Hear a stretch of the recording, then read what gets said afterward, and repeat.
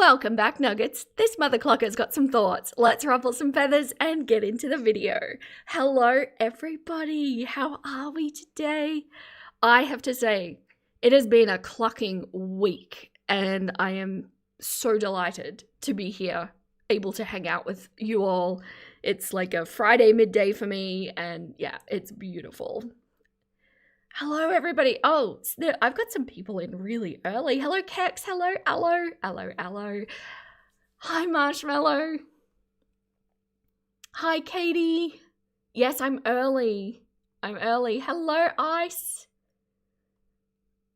Hello, everybody. Yeah, so I'm just trying something out and shifting my live stream just an hour earlier because I'm aware that in this time slot, I'm really getting a lot of US nuggets or North American nuggets, generally speaking. And yeah, it's pushing it quite late for you. And the reason why I did it is because it's actually 11 a.m. for me on a Friday. So I was like quickly smashing lunch and then starting my live stream. So what I've done is I have a little packed lunch for myself, and I figured I'll eat it while we're watching things and just try this out. Hello, Geek. You left Geordie for me. That is high praise. Thank you so much. Hi, Regina. Hello, Liz. Oh, Amanda. Hello, Amanda. Hi, everybody. And hello to my future nuggets who are in the replay. So I don't know if anyone who wants to support on Twitch, I'm still going for my, average number of viewers per stream. You can help and support over there if you want to, but you absolutely don't have to. I'm just letting you know it's there if you wanted to. Oh no, you twisted your ankle oh no. Kex, is it okay? Can you support weight? Hi, Dancer. Hello, Star. Hi. So let me know what you think about this time slot. Like I said in my community post, I actually want to try and do a second live stream per week, but it will be quite a different time slot to this one. So I'm thinking it'll probably be at nighttime for me. I just need to work out where I'm going to put that exactly. Hi, Pain in the Axe. I love your username. Hello, Pain. From the UK. So it must be like, quite late at night for you there? So, yeah. Okay, awesome. So we'll see how this goes. Okay. Shall we talk about Rachel? Shall we? Maybe. It's minor. Oh, good. You drive home. That's important. Please be careful. Okay, so before we get actually into Rachel, just something I wanted to highlight. There's been a little bit of a policy change in the YouTube space, which actually highlights exactly how serious YouTube is about the particular policies that Amber has violated. Hello. Hi, Puffin. You think this will be more interesting than Amber? Well, unfortunately, she's talking about Amber, so we kind of get the best of both worlds. It's a good time for you? Awesome. Hello, Ferret. From Norway. That's so cool. We're practically on opposite sides of the world to each other. You're glad I've kept up? Yes, I have some thoughts about it. Hey, Morphe. You're not late. I've literally started. I'm 6.5 minutes in. Night Owl meets chicken. Pain in the Axe. It's actually funny you say that. I cannot stream earlier than I am because I'm just not a morning person. You don't want that side of me. I am not pleasant. I don't like mornings. I don't like the process of waking up. I'd much rather stream at night. So this is pretty much pushing the threshold for me. Not to say that I wake up at like 11 a.m. That's not what I mean. I have a very lengthy wake up process. Okay, so this policy change that was quite interesting is actually really good in some ways. Actually, quite a few ways, not great in others. But for January 2026, they've made updates to the advertiser-friendly content guidelines, and I quote, "Content with a focus on controversial issues are now eligible to earn ad revenue when the context is non-graphic and dramatized. This updates our previous policy, which limited monetization irrespective of graphicness or fictional nature.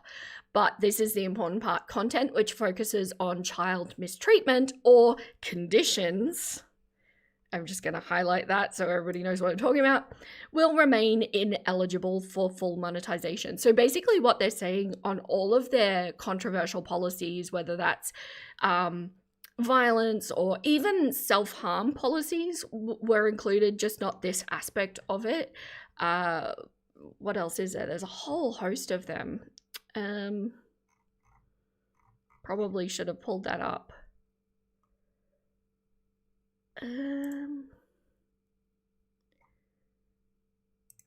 I think, yeah, so all of these. So inappropriate language, violence, adult content, shocking content, harmful acts, drugs and drug-related content, firearms, sensitive events. So all of these have had some restrictions lifted, so long as they're spoken about in a good manner, are now eligible for ad revenue, except mistreatment of children and condition-related content. So why I say this really highlights how serious YouTube is with Amber's particular breach.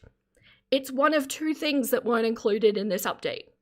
So they're really hell-bent on saying, no, we do not want this on our platform, and we do not want to be seen to be making money from problematic channels such as Amber Lynn.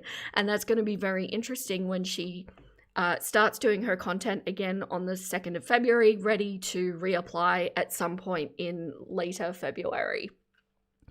So I think she thinks this is going to go off without a hitch. I think she needs to be very careful about the content that she's been doing, and the way she's been conducting herself, and some of the things that she said in the LCU are against policies. I just want to catch up on content. a lot of night owls in the chat. Hello, Nutty. Hi, Chickpea from Portugal. Very cool. I love it when you tell me where you're from, by the way, everybody. If you want to tell me where you're from, go ahead. Morphe, you have a lengthy routine as well. You have to follow a morning routine to a T, or you just can't get the day started. Yes. My morning usually involves a great deal of Sudoku that kicks my brain into gear.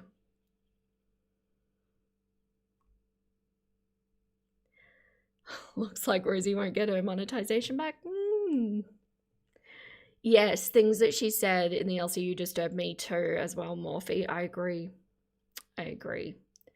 So, yeah, I just thought that was interesting and I wanted to share. I thought about doing a video on it, but I just didn't feel like it was enough content to do an entire video on. So, yes.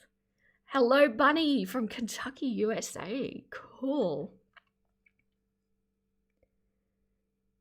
You were just going to ask how this would go over on the LCU? Yeah.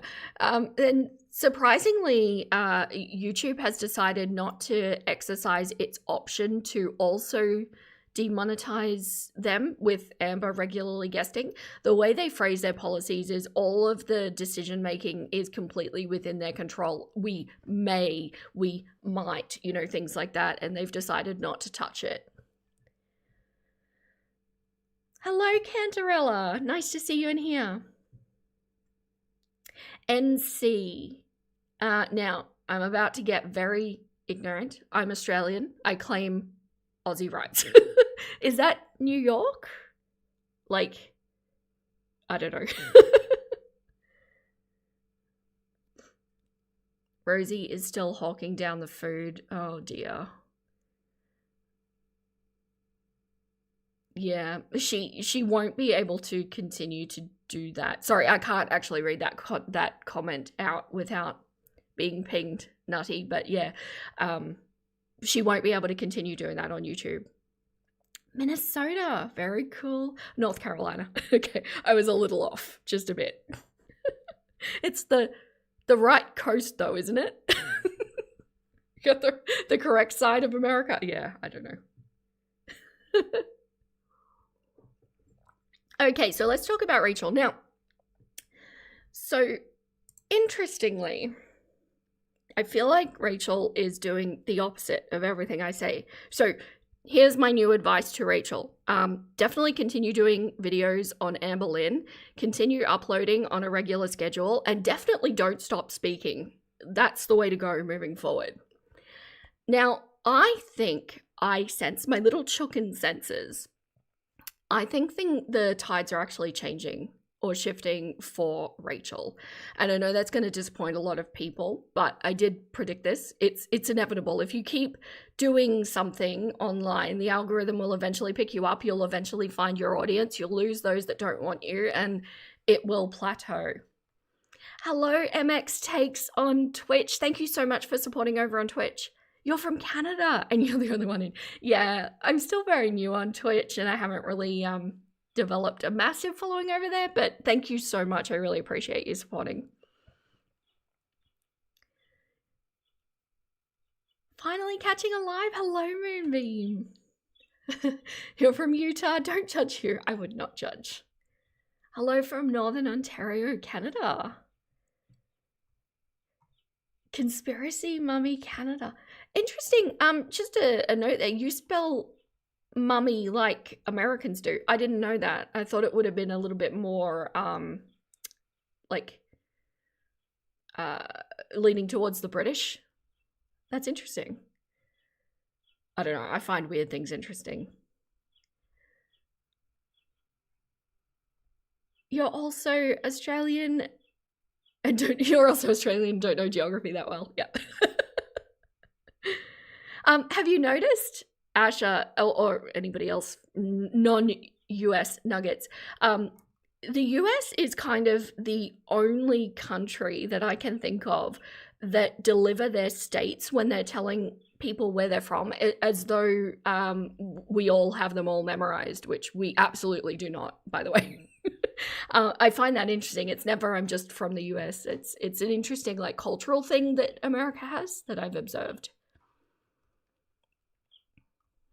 7 p.m. minus 30. Yeah, that is burr. Is that in Celsius or Fahrenheit? You watching on Twitch, commenting on YouTube. I love it, Marshmallow. Thank you so much. I appreciate the support. Yes, so the tides are turning. Here's what I have observed with Rachel.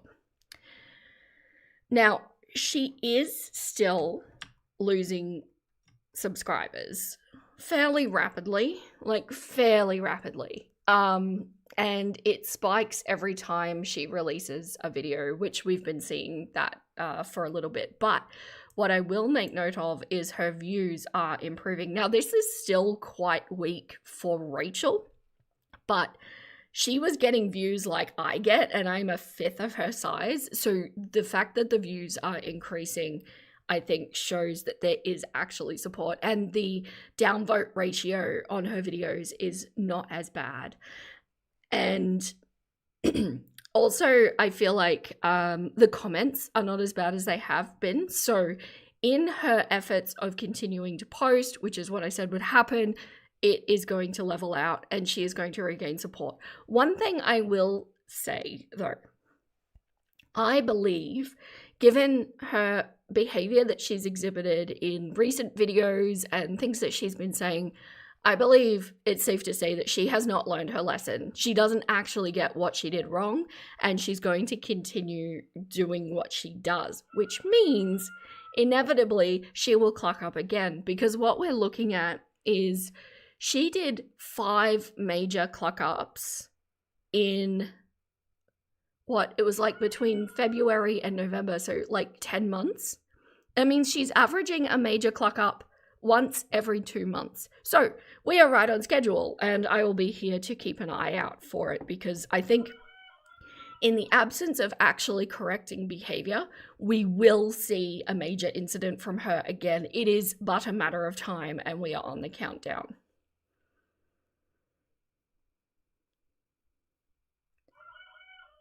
The US is so big it feels like you're saying you're from Europe. That's valid. Australia's big too, though. Quite big.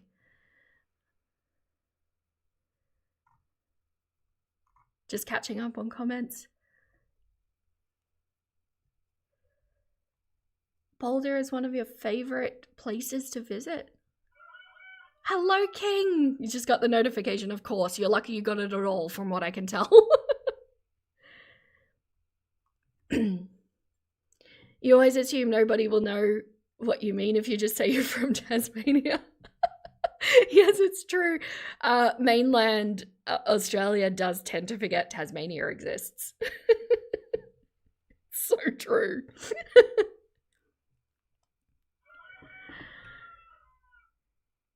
Maps, yep. Okay, so what we're looking at with her videos, I'll just refresh this. Her last video, so she's released 3 videos in the last 3 days. So 1 per day, all on Amber. And it's funny because in this video here, the one that I actually made a video on, she, at the very end, said, people are asking me if I'm coming back to Gorl World, and the answer was, I don't know. I might dip in. Well, apparently dipping in means 1 per day for the last 3 days, but as you can see, the views are significantly better, and 1.7 thousand views in an hour is pretty clucking good. I'd be happy with that. So yeah, she is fully back on the Amber train at this point.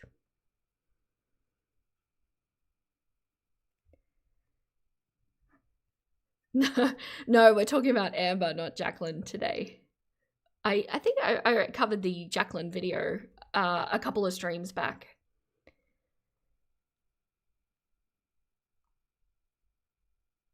Really, Morphe? Tasmania is the only one you can name from Australia. That's interesting.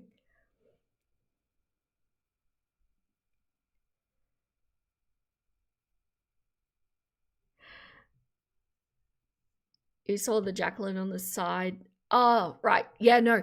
So if you wanted to see a reaction to that video, I did the video in its entirety in my last Rachel stream. So yes, no, we're going to be covering Rachel covering Amber.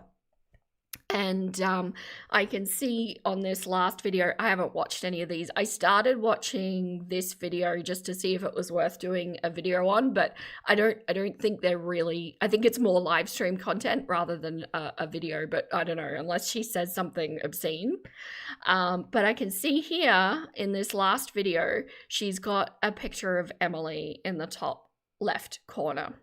So not only are we going to be talking about Amber, but we're going to be talking about Emily. It's so many layers of inappropriate, like, I don't know. Embrace the mean girl, I say. I think that's the most authentic route she can go. I think that's great for her. Love that for her.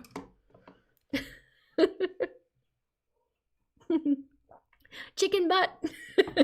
It's my favorite emoji. I'm so proud of that one. Okay, so originally when I scheduled this live stream, we were going to watch this first Amber video, but I'm open to what you guys want to do. I would say we probably only have time for 1 or 2. I will speed her up, but what are you all feeling? 1, 2, or 3? Do you want to go in order? What's the vibe? Rachel telling ALR to leave her exes alone is a choice. Yes, and I nearly titled this, Rachel cannot stop talking about her ex's ex.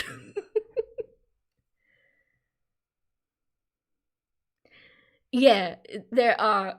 Geordie released photos of Emily at Disney, but that doesn't mean that it's appropriate for Rachel to discuss it, like, at all, in any way. Embraces the mean girl by nearly internet stalking a past flirtation. Yep. Can't believe she's Amber posting with that frequency. Yeah, it's a choice. It's a choice. Yes. All right, well, let's start with the first one. See how she goes. We'll speed her up. We'll try 1.5 and try to get through as much as we can. Apparently not exes anymore, according to ALR. She and Emily are back together, yes. But because it was delivered on the LCU, I am inclined to not believe it, but also believe it, because that seems like it would make sense. It's all very ridiculous. I think that they can't stop each other, even though they're so clearly toxic for each other. They can't seem to leave each other alone, and I don't know. I think both parties are giving as good as they get, so I don't really care. According to Snowflake, Emily is already cheating. Did he provide receipts for that, or is it speculation? I haven't watched Snowflake in a little bit. I have not had the time. Yes, I saw that, pain in the axe. Emily popped up in the chat sending money and saying she loved Amber, although, to be perfectly honest, how do we know that was Emily? Everything on the LCU is up for debate because everything is so scripted. It could be just Keem making sock accounts to keep the drama going. And there always has to be that little seed of doubt in our minds when we're watching LCU. Because that guy is a genius puppet master. I think he's so unethical, but what he's done is actually quite diabolically clever. Same, you don't know if you can believe anything ALR says. At the same time, it wouldn't surprise. Yeah, that's pretty much where I'm sitting too, Nutty. I don't know if I can believe it, but it's plausible. Just speculation. Like, wetting her bed. That one is very believable, yeah. Snowflake also implied he's corresponding with Jade. Disappointing if that's the case with Snowflake. I would have liked to think that he had learned his lesson, because he only just barely sneaked through unscathed through all of that mess. Just barely. And if I were him, I'd be not touching the poo in any way, shape, or form. You don't need it. There's so much to talk about without going direct to the source. Keem would absolutely do that. Yeah, I know, right? As soon as you layer that filter over everything is contrived, you can't decipher what is true or not. You just kind of go, yeah, okay, that's plausible, but yeah. Keem is such a snake. Believe nothing you see. It's all scripted. 100% Nutty. He's trying to be Jerry Springer. He really is. He really is. Or at least the people that do WWE. Snowflake may be touching the poo. Yes. Yes, he may. All right, well, let's get into this one. Hello. I was No. Shush. Okay. Let's try 1.5, just because I would like to watch a fair whack of this. If it's too fast, I'll pull it back a bit, but she does talk kind of slow, you know, like me. Self-awareness. But, yeah, let's try this. You're not a Snowflake fan? Hello, Koala Girl. Girl.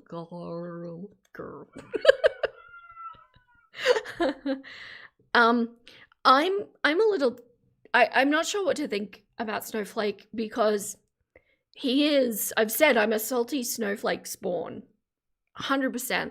There are some key channels that inspired me to start this, and kind of, you know, I like the documentary style, and you can probably see I took a little bit of inspiration from him with that, and I feel a certain kind of way that he's not, I don't know.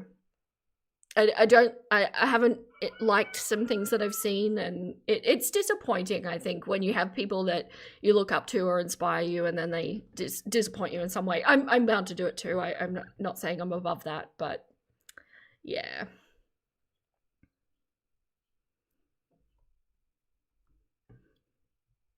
You genuinely love to hear y'all's reasons why you're not fans of him. I watch him but hesitate to support. I agree with you, King. And a lot of people have said to me, you know, oh, can you cover Snowflake? Can you expose this and that?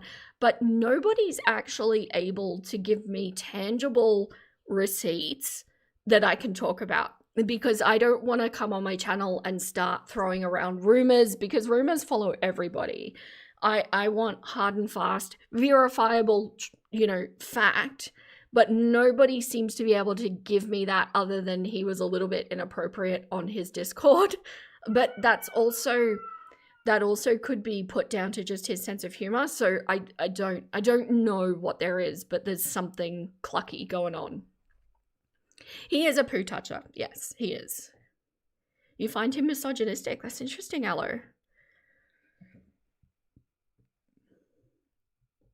You think you like the stuff on his main channel? Oh, yes, I'm with you there, Marshmallow. I don't really watch the B-roll stuff. I tried. It's just not what I enjoyed about him. So, yeah. Anyway, let's get into this.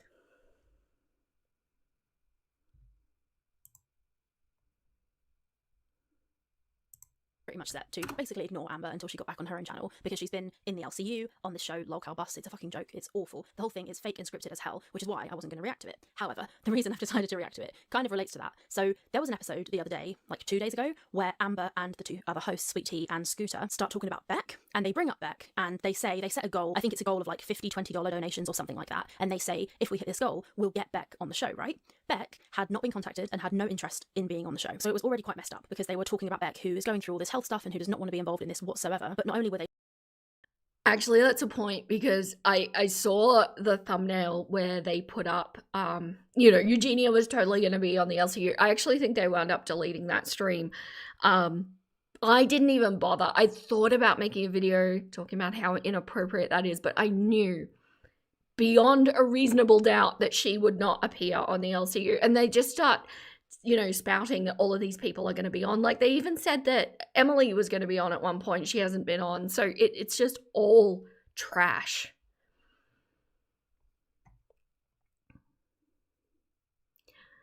Hello, Heather. Yes, we can talk about Deets very quickly. I kind of have been doing some exploration into that.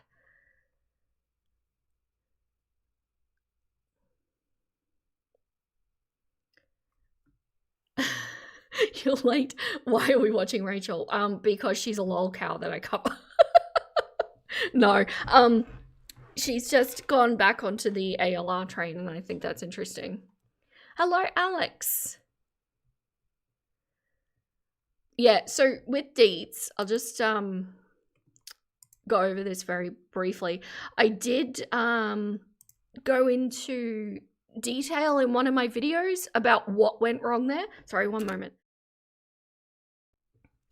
But Deets is still regularly losing subscribers, which, considering the amount of input that she had into this whole debacle, I think is a little excessive at this point. Like, we're 3.5 months on, and I think the real damage, there were two things that happened. One was that she pretended that call from Emily was actually a call that she was on with Emily. It was just like a skit thing, but it was in poor taste. And that was the one talking about Amber's hygiene. And also her apology video was really bad, really, really bad. And now she's deleted it. So now she's coming off as, you know, disingenuous. One thing I will say that you all should probably note, though, if you're not a creator, you might not be aware of this. At the moment, like, YouTube goes through phases of removing bots and like old accounts and things like that, and they have been doing that. And if you're not getting new subscribers in, you just watch this very slow tick down happening, and it would be at about this kind of this kind of rate. So I don't know if she's actively losing community or if she's just being kind of cleaned out with the YouTube cleanup thing that they do. So it's hard to tell just at the moment what's going on, but people aren't happy with her. Stopped watching Deets before the fallout because there was a sound they used frequently that triggered your misophonia. Oh, interesting. You felt you couldn't bring it up in the comments without being belittled. Okay. Also, like, to be fair, it's hard to cater to every single person, so ultimately it's her channel. If she likes the noise, I suppose, you know, that's it. Hello, Creeds. Hello.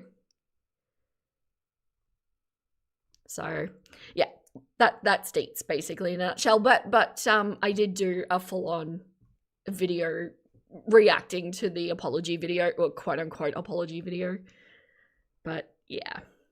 They're talking about Beck. They were using Beck's name to try and get Amber annoyed. And if you watch the episode, which we're going to watch in a second, and it's interesting now, it wasn't before, but now it is because it's been leaked that actually Amber and the hosts all had this planned. So not only were they talking about Beck, which is bullshit anyway, but they were purposefully doing it, and Amber was pretending that she wasn't in on the gag. But when I saw this, I was like, oh my fucking god. So not only is she talking about Beck, but she has made it seem like in this episode she wasn't planning it and she didn't know they were going to talk about Beck, and she's playing this role of being all angry about it when actually she was in on it and knew that they were going to talk about Beck, and her storming off and quitting and all of that was totally planned. I do kind of feel like this whole LCU thing is a new low for Amber. We knew it was. I don't know. She was always talking about the LCU before she got demonetized. And I agree. I feel so deeply for Beck at this point. And I know that there's a solid amount of the community saying that she's, you know, a grifter and she's just happy to have a hand out and be relevant still. But I do think horses, not zebras. Sorry, I nearly misgendered. I'm so sorry if I do misgender. I really try to. It's not a disrespect thing. It's just a practice thing. They are going through some heckin' health stuff right now that I don't know. I feel like there are points in life where it gets so serious that everything else just kind of falls by the wayside and you don't buy into fickle drama anymore. And I would find it difficult to believe that Beck would be enjoying this. Maybe they are. I don't know, but yeah. Yes. Is this too fast, by the way? Do you want me to take it down to 1.25, or are we good with Rachel speaking at this rate?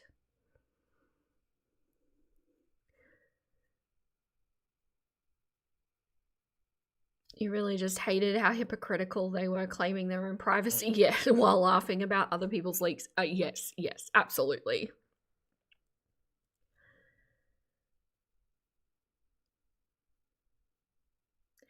Yeah. So, I don't know. I would have liked to have seen them leave Beck out of it. Also, for everybody who's been coming in, I can see a whole bunch of people on YouTube now. Thank you so much.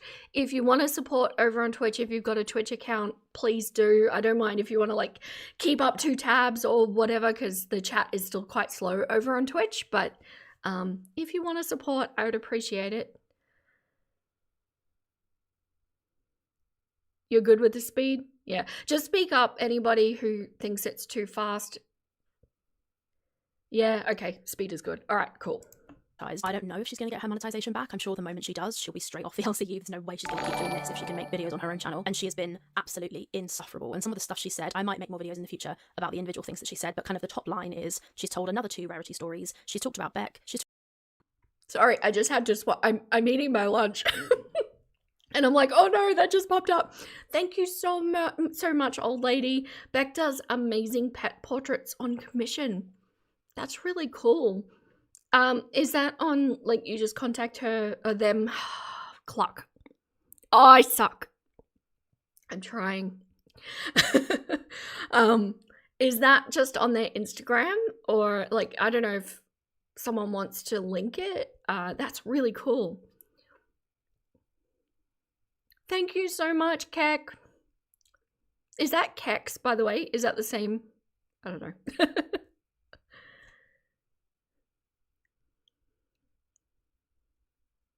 Yes, awesome. Thank you, Kex. It's one of their recent community posts. Cool. Very, very cool.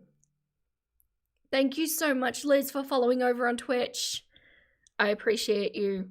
I'm just going for the average number of followers. Average number of viewers per stream at this point. Everything else is done.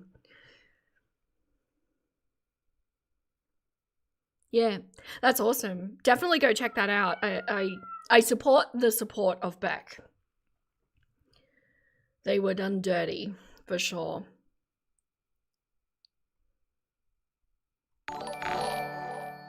Oh, thank you so much, Amanda. Oh, you guys, you don't have to do that. I always get a bit speechless. Thank you so much. Hey, Vera, not sure if you saw this is Amet. I did see. I did. Change your name. Let's kick this super chat train off for our favorite Chukin. Oh, and like the stream. Thank you so much. I appreciate you. You wonder if they can turn your pug into a potato? I love that. You hope Beck gets through this, but honestly, you're worried for them. Could be lung cancer. Oh, jeez. You're feeling premature rage at Amber for crapping all over them. Yeah. I mean, I always just think, like, regardless of what you believe spiritually, religiously, whatever, if the notion is, what if you just get this one go around? What if there's nothing else? What if there's just nothing? And this is how you spent that life, and that's tragic for them. It's rough. You love hearing the chickens in the background. That was my Freddy boy. Talked about Feline. She and Emily are back together, despite the fact that Emily is talking to multiple other people. I think if Amber knew what Emily was doing behind her back, well, she seems to know, I'm not sure, she would be absolutely livid. But the fact that the two of them are even together or back together is freaking crazy. But today we're going to talk about Beck. We're going to watch this episode and just go through the absolute fucking ridiculousness and hypocrisy of what is happening in this LCU episode. I will add that I'm watching Apathetic Facts cut of it, because I did watch the whole episode, but it's 2 hours long and there's just so much crap and stuff that I can't watch again, frankly. So I'm going to drink a cup of tea and we're going to watch this together. Let's see the ridiculousness that Amber Lynn has dropped to where she will literally use the name, or allow the name of her ex-partner to be used for content, and she's in on the like the whole way through this episode. She's acting all angry, she's in on the joke, and you can tell in the way that they're speaking. This whole thing is fake. It's a total joke. I think the fact that anyone's even watching this is ridiculous, and the fact that people are donating money to this is crazy, but alas, let's watch it and let's see what we have to say. How are we doing? You should be lucky I'm here today. My name is Amber Lynn, not Amber. And in the thumbnail... No, it's not. What? Why? I know, it's just rage bait and I just fell for it. I am aware. I am a self-aware Chukin. Creeds, you left the house today as you socialized. That is one better than me. This is my social for today, and later I'm gonna go talk to my chickens. It's just a little fast. I'll slow it down. We'll make it 1.2. Rachel's still obsessed. Yeah. Yeah. Hello, Veronica, by the way. Hello. I'm getting message retracted things. Is everything going okay? I haven't seen that before. I don't know what's going on.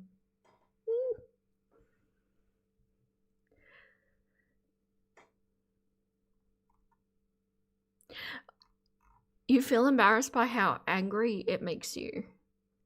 I think it's valid, because you're talking about Amber using Beck for money, and it says so much about how truly vile Amber is. Yeah. And do you know what I'm coming to terms with? Because you know that I'm always the person saying, oh, thank you so much, old lady. Thank you. Choo choo.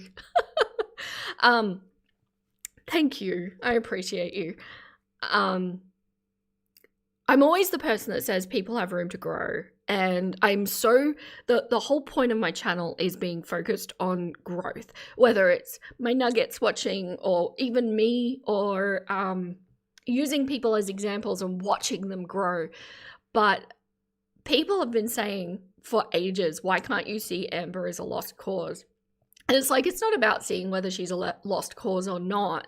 It's about just giving the room for growth, in case there is at some point. But I'm learning about myself watching Amber do this and how vile and disgusting she is. This is an active step backwards. This is devolution. This is like, complete regression from any potential, growth that she had. And that clucks me off. And now all of a sudden, I think that this is my line. It's like just pure self-destruction. And I'm losing patience with it. I don't love that feeling.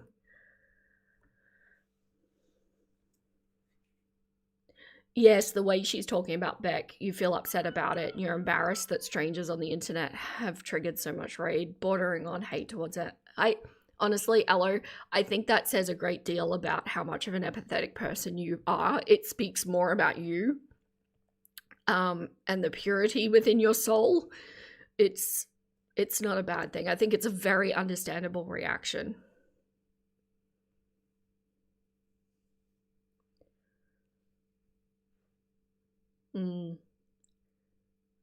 That was you. Oh, okay. All right. So you're redacted. No, that's okay. I thought something was going on. So yeah, that's all good. Now I know what's happening. I'm getting used to all of the moving mechanics in the chat. Your heart is in the right place, but I think this is a point of a majority of people have come to in their following of Ayla. Yeah. And, I'll just say that if she does grow, I'll be here to give her space. I just don't know if she has the ability to do it.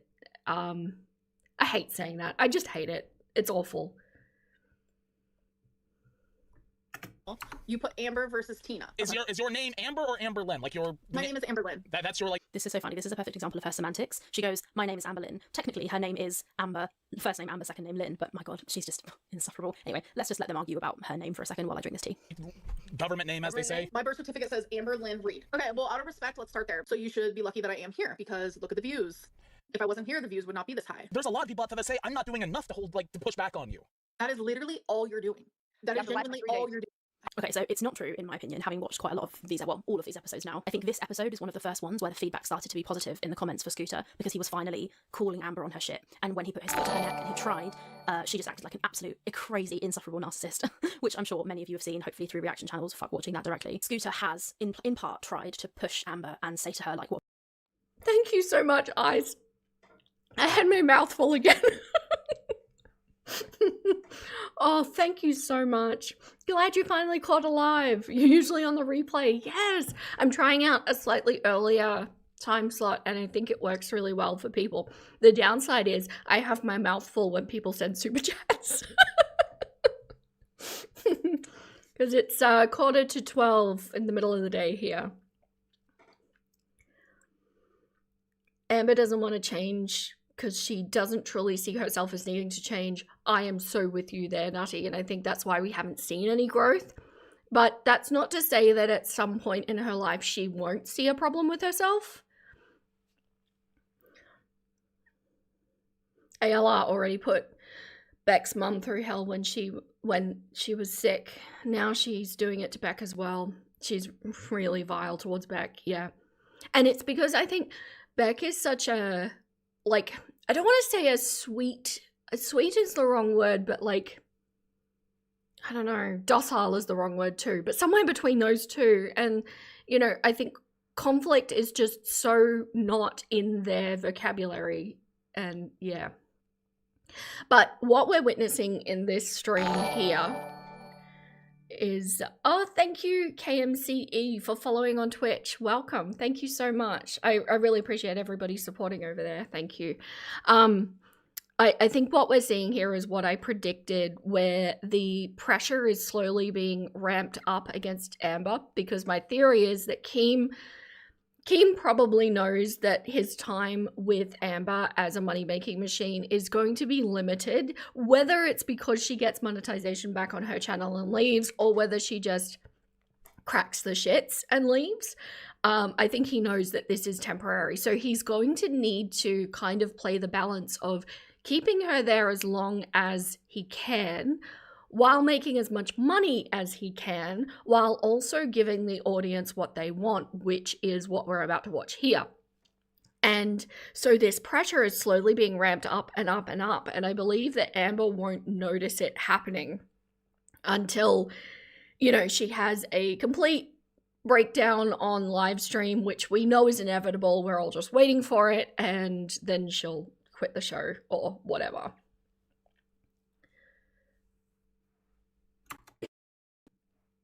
Passive. Yes, that's another word. Yes. ALR didn't say a word about her BPD until Feline. Yes. You find that interesting. Yes, she's quite the chameleon. Your guess is Amber will only want to change when her health is saying it's too late. You're probably right. Beck is an introvert. Also relatable. Me too. Beck is non-confrontational, not a perfect person for sure. You've had moments of disliking them too, but the cruelty is too much, especially when they fight for their life after losing so much to ALR. I agree with you, Aloe.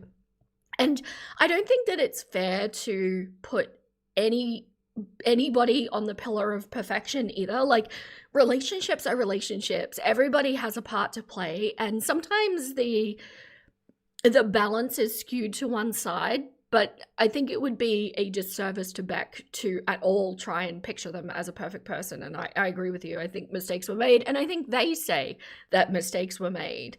But the balance is so skewed and the mistreatment so clear that it almost negates Beck's side of things. Same, Nutty. You're hella introverted. This is your social interaction for the next couple of days. Can I just say, I really do genuinely look forward to these all week, but I think that I talk more in these live streams with all of you than I do for the rest of the week total. What about this? What about this? But she is so wriggly, and the way that she behaves, she will not let 1 second of accountability happen. As soon as somebody shows proof of something, she wriggles out of it, which we're about to see with the Shrek thing. You're going to see it happen, like, literally right now. I've been pushing back on me being an op, being a Beck sim, doing research, sliding in like Snowflake's DMs or wanting to spam. I don't know what's going on. Yeah, so she doesn't want anyone speaking to reaction channels or watching reaction channels because she doesn't like how we collate the evidence and prove that she's fucking lying. She's like so angry at her co-hosts for getting another side of the story because she doesn't like the fact that they will then know the truth about her. If she had nothing to hide or nothing to be embarrassed of, she wouldn't care if they listened to somebody else's side of the story. There's proof of every single claim, every single lie she tells in the show. There's proof, and people are sending the other hosts the proof, so that's quite helpful. What's going on with that? I don't know. I'm getting a little fed up. But you know what? He's been. So when it comes to Rachel, because we've been talking about Amber a lot, but when it comes to Rachel and the vibe of this, firstly, can I just say I am deeply upset by her mug. That just looks so awkward to drink out of. I know it's cute and quirky and all that, but I'm upset. I'm neurodivergent, okay?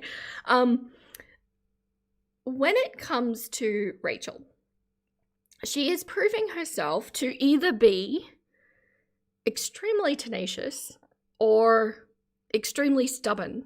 And I feel like one of those requires great internal conviction and the other one has a healthy heaping of stupidity. I'll leave it up to you to decide which one of those it is. I can't decide whether I want to respect the play or be like, what the cluck are you doing?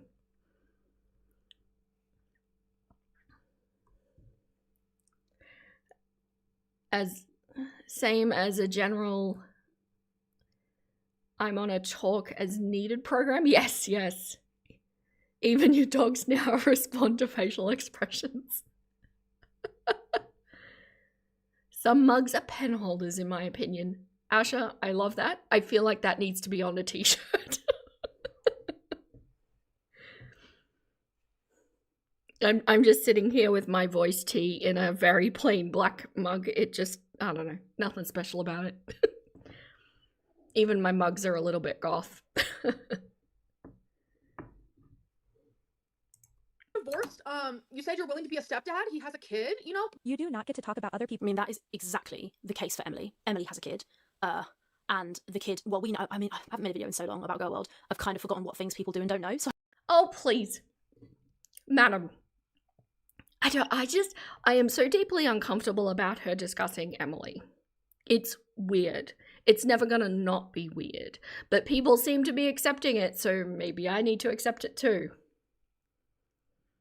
So I'm like, if I accidentally say things I'm not supposed to say in this video, I'm sorry. But yeah, Emily has a kid, and Amber Lynn was incredibly jealous of Emily's kid and was angry with Emily for saving money to take her kid to Disneyland. Emily actually said that Amber and the kid got on okay at first because Amber is like a child. This is what she said to me. And she said that the two of them chatted about hair and makeup and stuff because they were both like toddlers. That was Emily's words. People's children ever, and then clutch your pearls the second someone even mentions Emily's kid. You've made that boundary crystal clear when it benefits you. So either kids are off limits across the board, or you don't get to scream hypocrisy when the same energy comes back around. You can't have it both ways.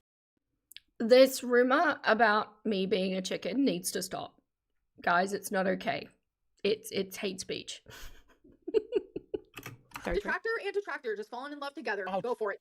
So strange how she makes everything sexual. Also, detractor is a ridiculous word that's getting thrown around so much in the show. Then no one's a detractor, they're just saying their opinion. She's not like some sort of, I don't know, she's not like some sort of entity who we can detract from. It's just like, you're lying, here's proof of it. The end. That's actually evidence of Keem being a little bit I hate to credit him with intelligence, but I think he actually is quite, or at least conniving. I don't know. Hang on, sorry. Sorry, my voice is a little bit clucked today. Keem clearly understands the power of language. And the choice of words that are being told for these people to deliver is deliberate, in my opinion. And to call somebody a detractor is actually powerful on a couple of levels because it's rage baiting reaction channels because, of course, right? It's also elevating Amber a little bit, which he needs to do in order to keep putting the pressure on him, because to keep that balance so that she doesn't leave, she also needs to be built up. And it's like, yeah.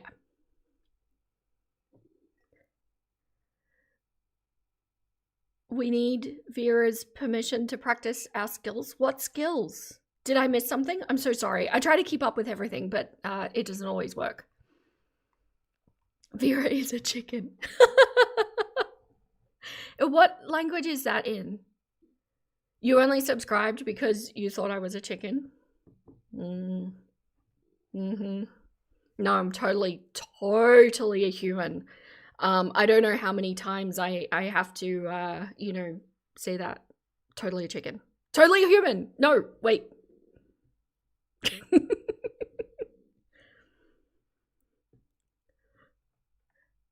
It's detractor because the LCU...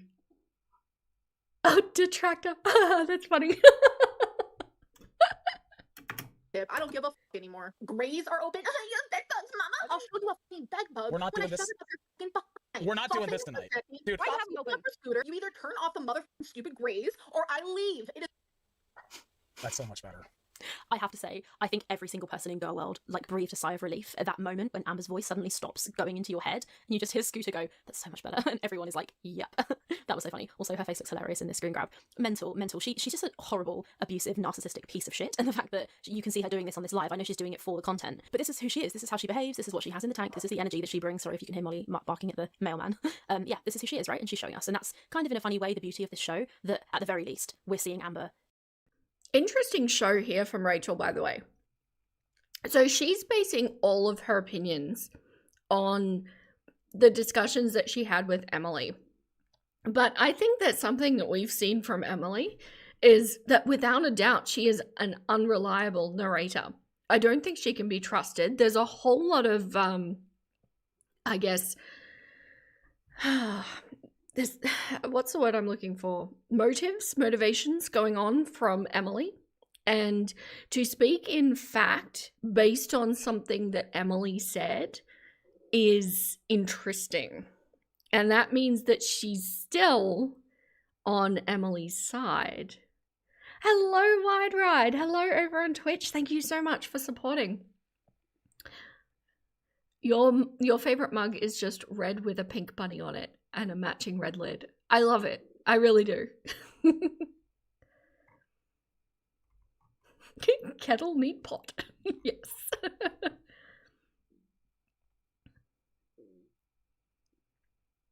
Amber throws around middle school insults like she's a badass. To be clear, I don't think anyone should... Oh, is this in relation to something else? I missed it. At this point, if Amber is going to talk about other people's kids, I can see why reactors would feel emboldened to talk about Emily's kid, especially since Emily knows the community well and is opting in. I don't like it. I really don't. And what I find interesting is that she doesn't appear to have full custody of her kid. I wish, I don't know. I don't like it. It's nothing to do with the kid. None of this should be online. Emily should be completely disappearing from the internet and Amber. And I question her motives as a mother by maintaining Amber in her life.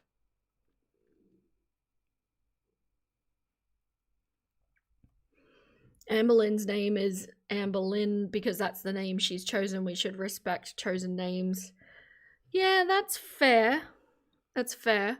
Although I will say that her mother still calls her Amber. So. No, point well taken. Shout and rage and be exactly the way that we all knew that she was. We'd seen her do it on live. Now she's got other actual humans to do it to. There is something kind of novel about that because we're used to seeing her do it to her commenters or ignoring them. Here, she's got people actually attempting kind of to push back at her. And it's quite interesting to see that every single insult is sexual. Every single thing they say, she just jumps straight to ignoring, gaslighting, insulting, and every insult is about somebody's genitalia. It's really, really odd. We might get more into that later. This is total abuse. Did you just mute me? No. Tell me now, was I just silenced on my own show where I'm literally the queen of it? Crazy that she would say her own fucking show. It's Keemstar's show. Also, the way she keeps going the queen of it, it's not real. Like, I want to be like, oh, she's so narcissistic calling herself the queen. No, that's part of this whole shtick, right? She doesn't really think that. That's the role she's being paid to play on this show. She's trying purposefully to be combative. This whole show is just rage bait. Tell me right now, was I just silenced on my own show? Mute me one more time, I'll show you mute when I never join the LCU again, or you'll be muted and kicked out forever. Hey, yo, mama, you want to be my co-host? Here we go again. You go to the same line every time. Like, I have fucking line every time. You do not. That mocking, like, she does it multiple times in this episode. She did it on the phone to Tammy, I think. That is her go-to. She is a 5-year-old. Close the chat. Okay, I'm gonna count down to 5. You close really the chat. I'll treat you like a child if you want to act like one. 5. What happens when you got reach $1? Thank you for the dollar and shout out Michelle for being. You're not leaving, 5, dude. Chill out. 4, Chill. 3, No. All right, 2, 1. It's emojis. She's got this really, really crazy one-dimensional character. The whole way through this, her whole personality is I'm leaving, or insulting people. And I guess that they've probably said to her that her role is to bring the drama, which is what she's trying to do, because the show is flat without her. But with her, it's just obnoxious and unwatchable. So Rachel is fully... I have to keep focusing on the fact that we're focusing on Rachel today, not on this LCU. It's so loud and so obnoxious that it kind of steals the limelight. So Rachel's tactic is clearly just, we're just going to pretend like nothing happened. Which I do think could have been an option for her before that horrible apology video. Before she went and broke all of her own rules in what makes a good apology. And I think after this, I don't know. I mean, time is moving on. People are forgiving. The ratio, as you can see here, it's nowhere near as bad as it has been. But clearly this is her tactic. Which is why I'm like, I don't think I need to make another video on it because I feel like I've been saying that for ages. But we are going to keep an eye on her because I fully expect another big error.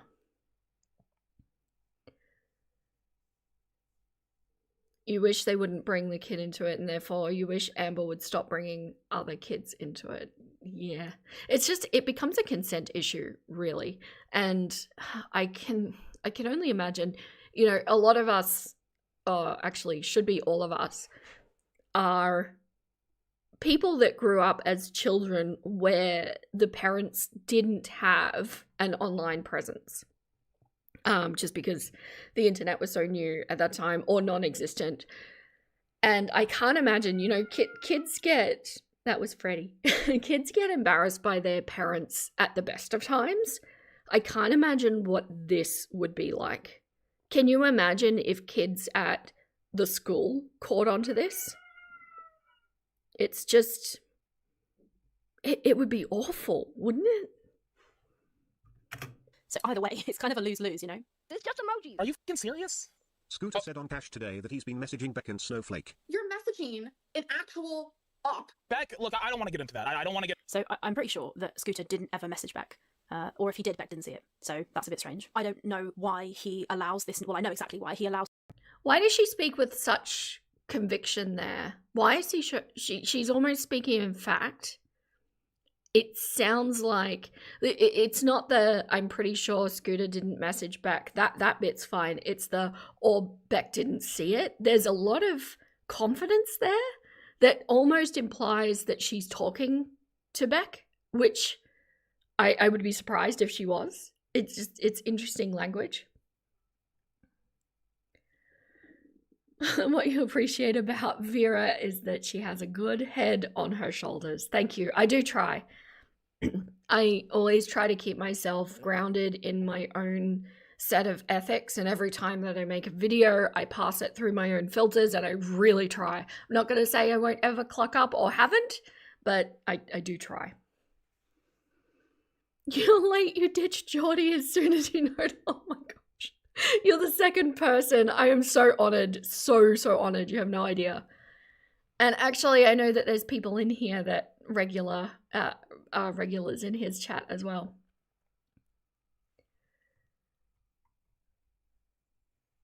Beck made a post that they would never be on the LCU. Oh, yeah, you think that might be why she's speaking with such confidence? Could be. When was the post made? Because this was 3 days ago.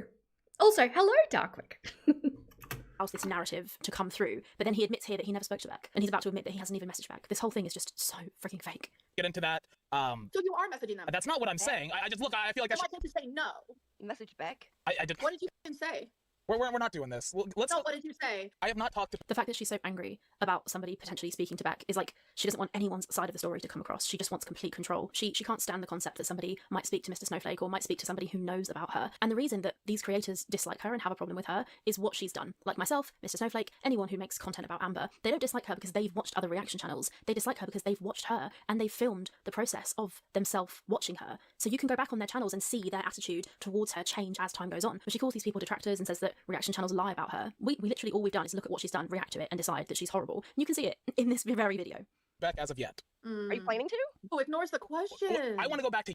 So Rachel's temperament in this video is quite subdued. And I'd be really interested, we might not watch this whole video because I'd be really interested.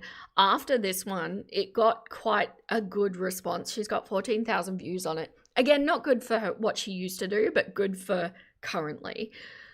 I'd be interested to know if she's feeling a little emboldened and gets a bit more smug, because this Rachel that we're seeing here is actually very similar to her early videos. I've been watching a lot of her early content because I want to do a historical deep dive, and she's actually quite likable. Back when she was doing piercing influencer stuff, she's really grounded, well-spoken, kind of, I don't know, just normal. And I find her to be quite likable. And in this video, she's being much closer to that kind of person, which might be like her baseline. And yeah, I might, what we'll do, if it's cool with everyone, we'll watch a little bit of this one and then we'll move on and keep watching the next one, since we kind of know that the LCU stuff is all rubbish anyway. Yeah, I'd be interested to know what her temperament's like.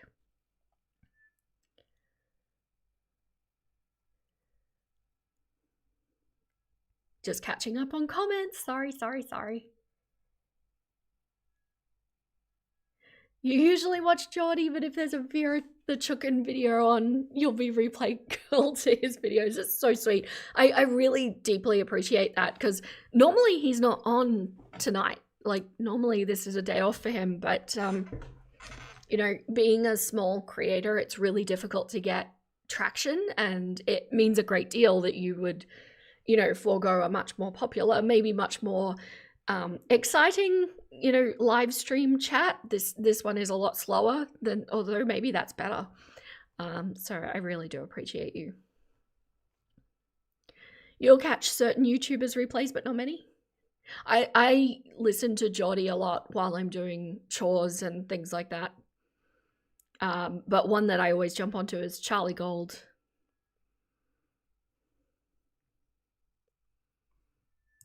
To yesterday, where we were talking about Shrek, and you said you don't know what. Apocalypse, the people demand Albert Dan. At Look. Eleanor Exandride's super shattered Listen. 90, you'd think someone that huge would have thicker skin.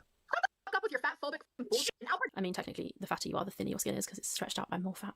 Dan is actually my boyfriend. Now, yesterday, you said that you didn't know what. Fucking snowflake. What is this loser doing on the screen? Well, okay, so yesterday, you said that you didn't know what Shrek was. Well, I found this clip, Maybe or if rather, you somebody wanted to sent be me a this nice, clip. well, if you wanted to be a nice co-host, you could help me figure out what is Shrek, what will I be dressing up as? But no, of course not. You don't fucking tell me anything.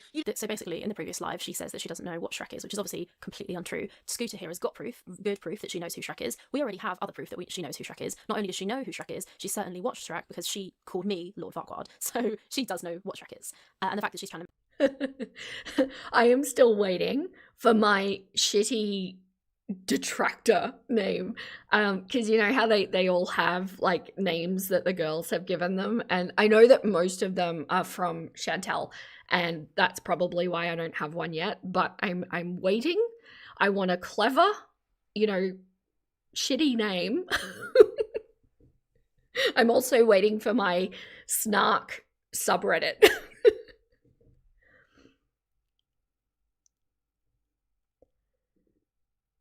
You love when Amber has to face her lives with no way to run. She just denies them, though. She just gets louder. Her conflict resolution skills are very poor. You barely post to socials, mostly photos of bumblebees on flowers. Oh, I so understand that. But you do scroll Insta when waiting for school pickup. I really hate social media. I should do more on mine. I don't enjoy it. make out that she doesn't. It's just crazy. It's odd. It's like, why double down on such a ridiculous lie that's so provable? And the way she behaves here when somebody has evidence of her lie is exactly how we would expect. She doesn't let them speak. She talks over them. She's obnoxious and bolshy, trying to stop them from making their point because she knows that their point's going to make her look really bad. You just want to make fun of me the whole time. If you guys want to know a random fact about Feline, I don't. I want tea. There's the tea. Here comes the tea. Just wait. Just wait. Okay. is her I'm sorry, but I love Zachary Michael. I don't give a fuck. Like, I love him. favorite movie. She's seen it like maybe 300 times. I mean, 300 relatable. times. Thank you so much, Belinda. Welcome to the Cluckers. Thank you so much. Can we get chicken butts in the chat for Belinda? If you've got them, share them. Thank you so much. There's a whole bunch of members-only content waiting for you. I actually have also just started watching Zachary Michael. Oh, thank you so much for gifting a membership as well. Thank you. Went to Invisible Ghost. You also have members-only content waiting for you. Thank you so much. I appreciate you, Belinda. Yeah, let's get chicken butts in the chat. Yeah, I've started watching Zachary Michael too. I just felt like I needed new direction with reactors, and I thought I'd check him out. Yeah, not too bad.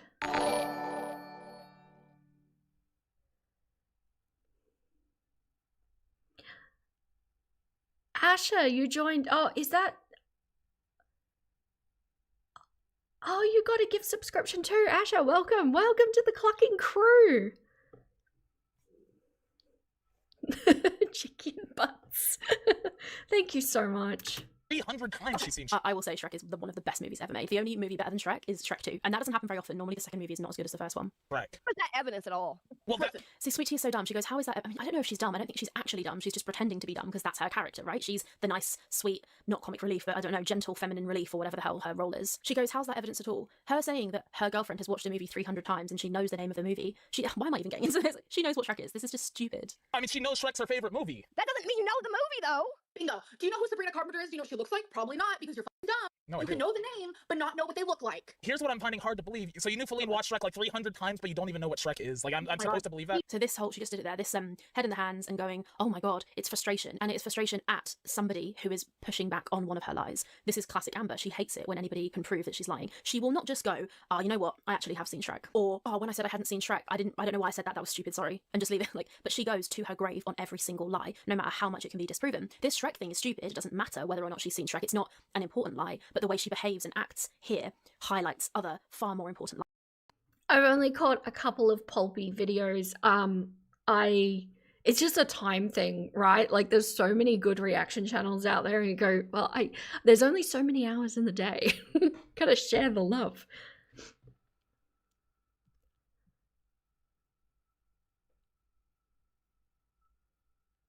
You never liked Shrek, but when they introduced Puss in Boots, you watched that dozens of times.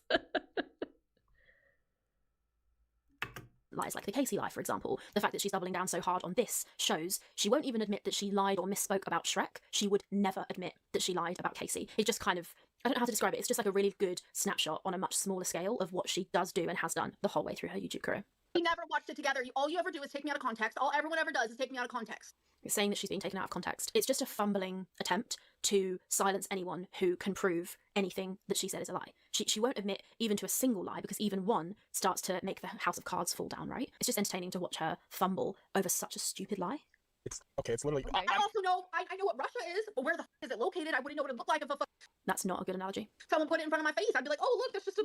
Big AVE insults are so telling of how racist you are. Her insults are childish. You will never Bitch, be I don't know what the married. fuck you're talking about. I don't give a fuck about a single Adopted thing or that you're saying. fostered. I don't care You that are you spent showing $20. It's probably the only $20 that you have. Can you not? I really do not give a. Just on Amber for a second. She is the character, and I'll use that term loosely, but the character that she's playing in these live streams. I want to know if she's thought about her transition back to her channel should she get monetization back, because she is digging a hole, showing what I think we all believe is her true colors. And I have no doubt that she's like gonna get back and go, I was playing a character, it's what you do. But how does she expect to go from this back to her channel? How is she going to navigate that? Has it even crossed her mind that she is going to need to navigate that? Oh, you appreciate my insights towards growth. Thank you so much, Belinda. It is the crux of my entire channel. I managed to grow. I want to help other people grow. I'm using these people as illustrations of how to grow. Yeah. Wasn't a bad point from Rachel. She's proving that she will never admit to a lie, even when it's clear. Yep. So how to take her word on anything else, including Casey. Yeah, I agree. Yeah, the stuff that Rachel says is oftentimes not, like, wrong. The problem is who she is and what she does with her platform and the way that she handles her own cluck-ups. You don't think she does any long-term planning? She's too entitled to think that far ahead. Mm-hmm.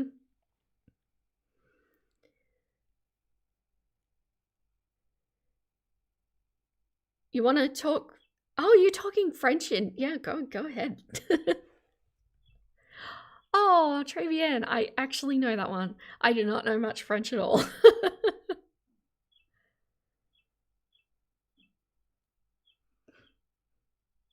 No long term. Why would you if your next DoorDash could be your last? Oh, that's bleak, but so valid.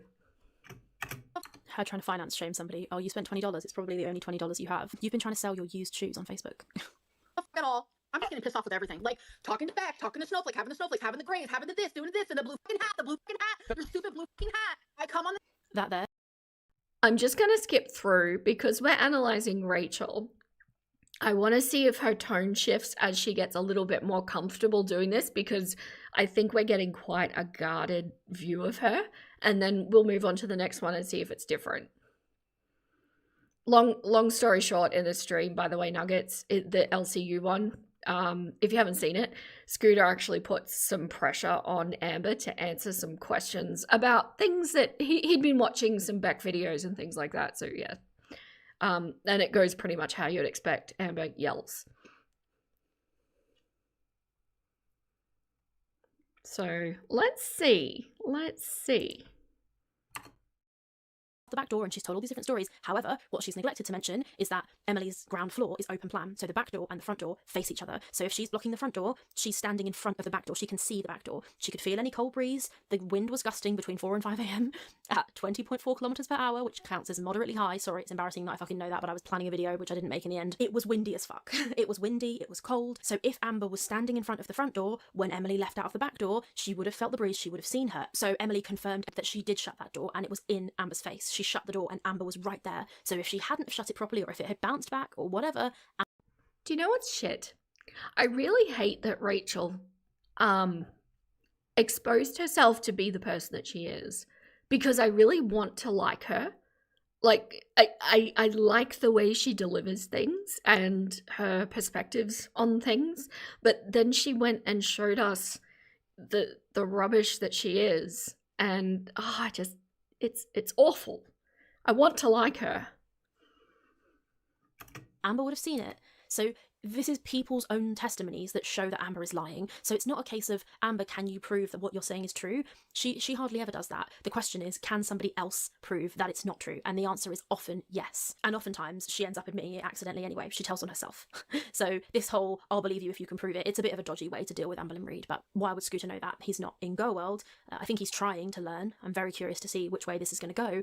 I don't believe that, by the way. I think they all know exactly who Amber is. I think they've been told to play these roles because Scooter's there, like, challenging Amber now on things that he's quote-unquote just learned.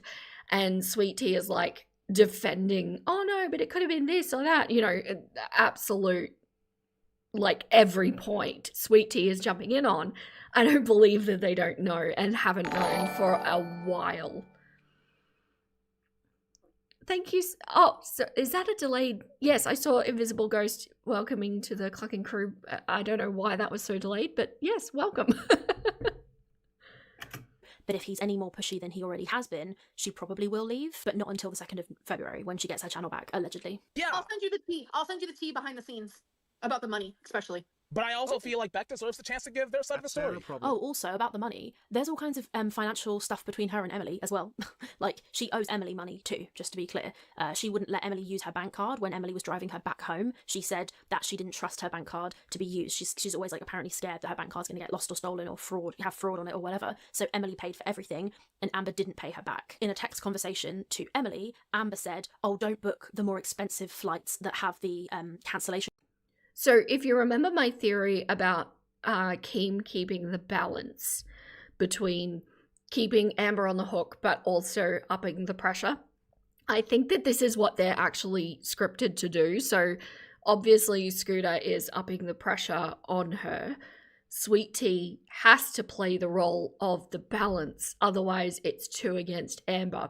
What I'm expecting to see is that Sweet Tea will slowly come around and start to see the truth because Scooter starts to make sense, you know?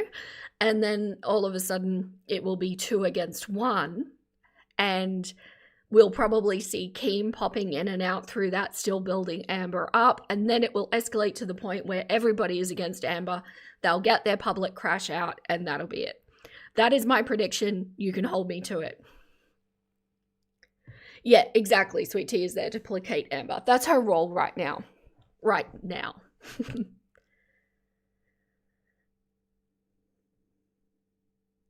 Scooter pokes the bear and Sweet Tea gives Amber the honey to calm her down. Yeah, exactly. And you can see that this is a different dynamic to what we had been seeing in like the first, couple of weeks where it was both of them were subduing or placating her. So yeah. Yeah, you can hold me to it. I predict it.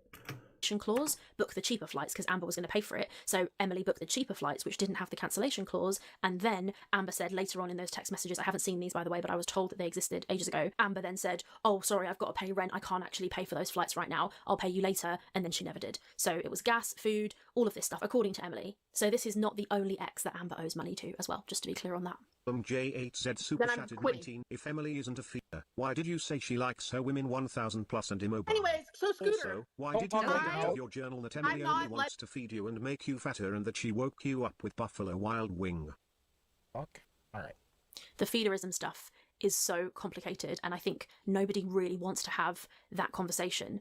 I don't know the truth. All I know for sure is that Emily is absolutely into huge immobile women. Whether she So that she claims that she doesn't know for sure, yet the other stuff was delivered with absolute fact. So we have a little bit of a softening towards Emily there. Do we think Rachel's still talking to Emily? Or do you think Rachel is hoping to get more from Emily down the track and is keeping that open? I am interested, very interested. And how do you think the community would accept that if she were to do another expose with Emily? Because at the moment we have two. One where she was exposing the DV story without Emily's permission, and then of course the infamous screenshots. The way she talks is so smug, like I have the inside scoop, and yeah, she's proud. Yep, I agree. I agree. Yeah. You think Emily never cuts ties. She always seems to worm her way back in. Yes. Yes. Okay, so I do think she got a little bit more smug towards the end. I just want to go now look at the second last. So this one's called Amber Lynn Scams the Audience. Okay. Yeah. Of all things, Rachel. Seriously. Hello, welcome back. For me, it's the next day. For you, I think it's going to be the same day. We're going to go in now and watch the Apathetic Facts cut of the LCU episode that followed the one that I just reacted to yesterday, which I think you, if you've seen it, would have been posted today. But we're going to watch that, and this is the one where Amber admits, or doesn't really, but they discuss the fact that they knew, or they did or didn't know, that it was or wasn't a scam, and they continue to talk about Beck. There's some interesting stuff in there, so that is what we're going to do. Okay, so we're going to hear like the beginning of Apathetic's intro, and I'm going to watch the whole thing because it's not that long, so it'll be interesting to see the sort of setup of how it all happened. So here we go. No, I just feel so disconnected. The classic dangling ankle. Healthy. But you're obese. But you are obese. Hello? Is anyone home? So before we even get into tonight's lol cow bus, we need to rewind for a second, because this all started with something Roxy caught over the weekend. During a call on Boogie's gaming stream, Scooter casually admits that this whole Amber situation was being planned days in advance. Well, this right here is crossed the line. Team. So what we're watching here is a screen recording of Roxy showing it, by the way. What you did today regarding Beck, you've seen all the comments of everybody telling you to leave them alone. They're fighting for their life. They just got out of the hospital. And for Scooter to go and make a goal, for her to go up there, there's a little snippet at the end here that your boy Scooter and Gigi literally leaked on a live stream. People were telling you, look at these comments. Leave her alone. She's sick. Leave them alone. Why can no cunt in the LCU use Beck's correct pronoun? Like, seriously, what the fuck is going on with that? They're all just constantly all calling them she. So annoying. Well, I'm sorry. They're sick. And what'd you do? What did Scooter do? Congratulations, Scooter. You leaked your script. And I'm going to fucking show it. I'm sick of this shit. I heard you lost everything tonight, mother. No, yeah. So in theory, they're suggesting that right now Scooter is on the phone with this piece of shit Boogie, and they're pretending, well, so they're claiming that Scooter doesn't know that he's live and on the phone with Boogie, and this is them accidentally leaking that this was all planned. But I think that this whole thing is planned. It's like every level. Oh, do we have another creator in here? Moonbeam McSwine. Awesome, I'll have to go check it out. And Aloe said, I just wanted to read this out. I suspect anyone who is still with Rachel would be unfazed by more Emily drama. I think that is so true. I agree. Hello, Boopcat. Has Geordie's stream ended now? Am I about to get Geordie people in? Hello. Do you think Rachel would make more money if she leans into being a girl? I don't think her pride would allow it. Yes, I think maybe not one of the girls, but I think the mean girl take, you know, like I'm thinking like, you know, Rich Lux kind of vibe where it's very catty. I think that would do her well, but yeah.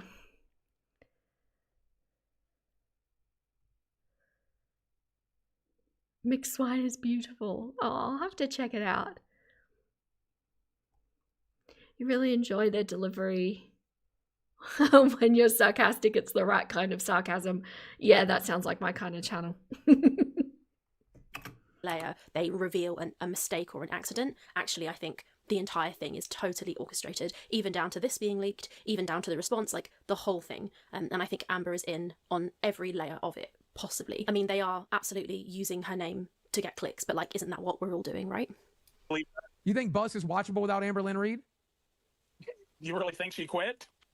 Clearly. You understand she was never going to make it a month. You understand she was never going to make it a month. I think they're all like playing different roles to detract from Amber, or they're all trying to act like she'll never stay, she's not going to stay, because they think that that will make her stay. But we all know she's only going to stay until she gets her own channel back. And then she will immediately disappear, and then she will start talking about the LCU, talking shit about them, and claiming that everything she did on there was just her trolling for money. You have that little faith in me? In you? No, in her. Yeah. Buggy, come on, we've been working this for 3 days. This was my storyline. She's in on it. Story? What are you talking about on live? What are you talking about? So this is so fake. Like the way Boogie's like, what are you talking about? I'm live. So fake. What happened on live? I'm live right now. Oh my God, you're a piece of That one moment flipped the mood for a lot of people. Because if this was planned, if the arguing over Beck, the tension, and the quitting was coordinated, then dragging Beck into it stops being messy drama and starts looking intentional. To be honest, I think them dragging Beck into it was intentional either way. Beck has already made a YouTube channel where they've said everything that they need to say. They stand by what they've said. Everyone largely believes them, and I think their version of events is way more credible than anybody else's version of events. People believe them because what they say makes sense and aligns. Everybody's version is more credible than Amber's version. It doesn't matter what's being said. It always plays out like that. Does YouTube simply give you your channel back based on what non-existent content? So no. So in the policies, I can't remember. I think it was my last Amber video on this. I went into the policies. You have to, they actually say in the policies that you do have to have new content up that they can review. So that's why I think she's picked the 2nd of February to return. Not because that's when she gets her monetization back, but that is a Monday, and we know that Amber always does everything new on a Monday because that is the most important day. And I predict that Monday is probably a couple of weeks prior to the point that she can reapply. So she will have had a couple of weeks of new content up that she's not earning any money on, that they can look at and go yes or no to. Whether or not she fully understands what part of the policy she's done wrong and whether or not that content will actually be okay, because they actually have in their policies as well that if a channel in its entirety is seen to be policy violating, then it can still be terminated. And an argument could be made that Amber in her own state of being is policy violating, and that is problematic.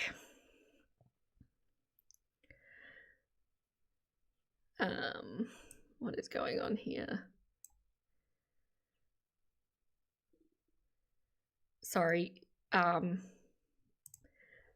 Twitch just flagged a bot for me and I was just reading it. Yeah, new stuff. I like it. I like it.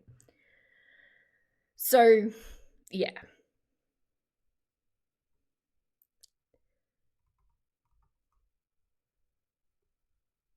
She's avoiding monetization for sure. Yeah, I do think.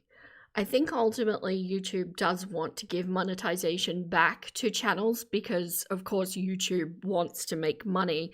But what YouTube doesn't want is the risk of monetizing the wrong channels and exposing themselves to risk.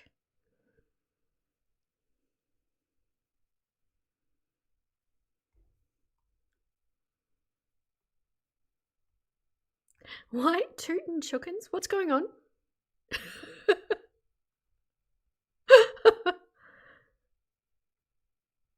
I've missed something. lines with what we've seen. So it's just kind of like, I don't know, it's an eye roll that they're saying now, oh, well, that would be really bad then if you've all done it to orchestrate a dramatic or drama. The whole bloody thing is just to make drama. Beck's name should not be included in it whatsoever because Beck hasn't talked about Amber for ages. Granted, if Amber wants to talk about Beck, she kind of can because Beck spoke about Amber. They've all spoken about each other. If anyone actually wants to not be involved or not be spoken about in Gorl World, the only way to do it is stop making content. And even then, you'll still be talked about because you chose this life, right? You inserted yourself. You chose to do this. Granted, Beck didn't choose this when they lived with Amber. They were kind of bullied into being on the channel. We all know that they never really wanted to. But after the fact, they made themselves a public figure by talking about it. So I would say it's kind of fair game to talk about them in general. But at the moment, when they're going through all this health stuff, that is what makes it not okay, in my opinion. It's the fact that we all know they've got shit on their plate. So there's no need to add to the shit by bringing. So Rachel's taking the moral high ground here. What she's saying is not incorrect. I agree. Totally agree. And when it's Rachel and when she said what she said, and this is what I don't really want people to forget until, you know, she starts to show that she's learned and is making amends. This woman has been horrible when she thought nobody was watching. And this is the woman taking the moral high ground. That's what I have a problem with. Bringing them up in this fucking cesspit. People aren't mad just because Beck's name came up. People are mad because Beck is sick, and yet their situation was still used to drive donations. Right, that's exactly what Apathetic's saying, yes. While Beck was being brought up on stream, the chat was pushing toward an interview Beck, goal, and they hit it. $20, $50 donations. And almost immediately after that, Beck had to come out and say this. No interview, no involvement, not now, not ever. Well, Scooter went on LolCow live tonight to explain it all away, saying he only said what he said to protect Amber from reaction channels, and that it wasn't. What makes it not okay is the fact that Beck asked for their name to be left out of Amber's mouth and they wanted no part of Gorl World. Yes, although I would argue that it did open up the door again by making all of the videos. And it's totally their right to make those videos. Like, it's sharing their story. I don't at all have a problem with that. But it does kind of indicate like pick a lane kind of thing. Yes, she called DVT. Exactly, Veronica. Exactly, Teardrop. Isn't meant to be taken seriously. I mean, this whole, like, protect Amber from reaction channels thing is a fucking joke anyway. Amber loves reaction channels. Deep down, she loves it. She loves that we talk about her. She loves being talked about. We keep the heat and the drama on her. If the reaction channels disappeared, and I've said this many times, if overnight all the reaction channels disappeared, that would be like 3/4 or more of Gorl World would disappear and Amber's views would tank because she's boring without the drama, and the reaction channels bring the drama, clearly. I saw you poorly sweep for this mother. They set it up, and you know how I know it's real? Do you know how I know it's real?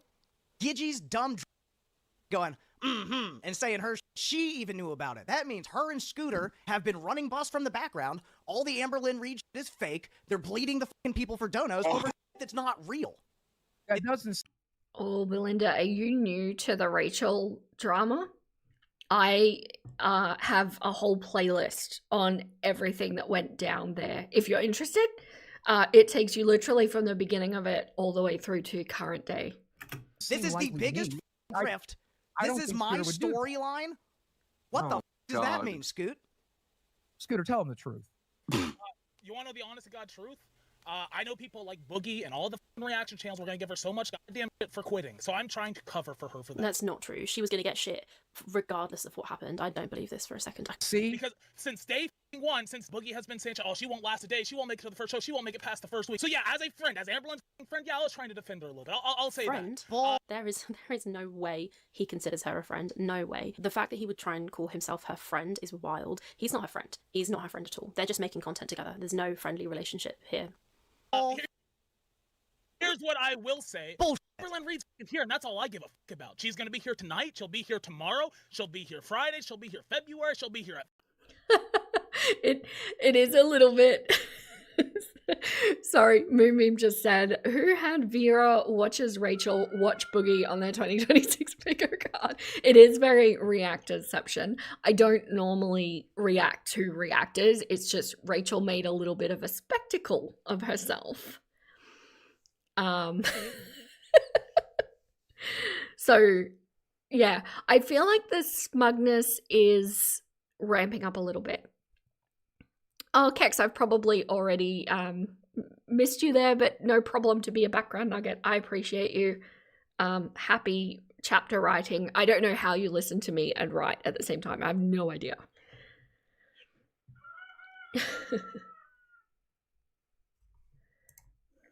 She'll be there February 1st, but she will not be there February 2nd if she gets remonetized, which I have no idea if she will. I've spoken to a bunch of different people in Gorl World. Some of them think she won't, some of them think she will. I have no idea. Curious what you guys think. I imagine she will probably eventually get her channel back, but I also think that in order to get her channel remonetized, she needs to be making content which fits within terms of service, so that when YouTube reassess her channel, she has content there that they can look at and go, okay, yeah, she's not violating, so she's fine to be remonetized, right? So I mean, I would think that she would start posting videos now, even though she's not going to be paid for them, because that's the kind of content she needs to have on the channel. It's actually part of what YouTube says in their policies. They don't want you to be demonetized and then just stop posting.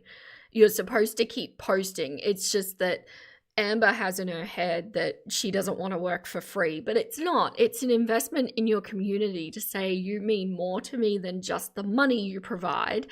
And this platform means more to me than, you know, being demonetized, and you're supposed to keep posting. It wouldn't even have to be that regular. Even if she just did like a video every couple of weeks, like that would have been fine. But to see that continuity, YouTube would have weighed a lot heavier.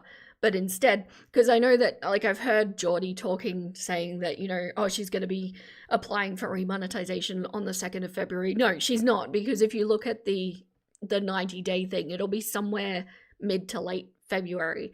She just thinks if I just get ahead of it for a week or two, then that'll be enough.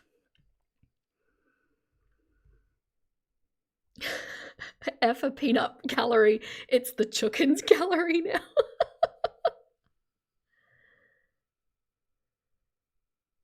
It'll be interesting to see if YouTube look at the LCU as well as ALR channel ahead of the remonetization. Yeah, because they do reference in their policies that things may be extended to any channels you own or any channels that you regularly appear on. It would make sense that they would take the LCU into account, right? To see how has this person been conducting themselves elsewhere on our platform. Whether or not they will, though, because I'm sure that their resources are spread thin and things like that. So, yeah, possibly not. I don't know if they're going to monetize a channel where there's no videos, or the videos are all private, and if the videos are private, then the ones that are there that are the reason she was demonetized in the first place are still counted. So she either needs to delete all of the ones, go through and delete all of the offending ones, or she can put back up some and delete the rest. So we can actually confirm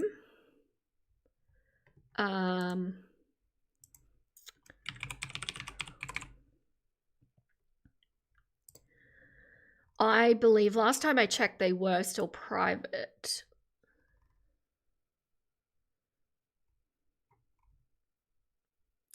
Okay. I think she may have deleted them.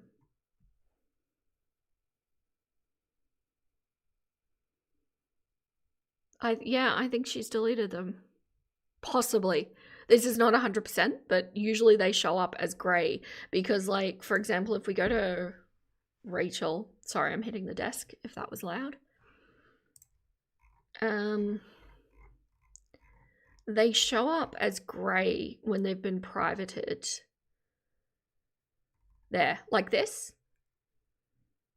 So yeah, potentially she has deleted them. But that doesn't negate the fact that she still needs to put new content up. They're not going to look at remonetizing a channel that has nothing.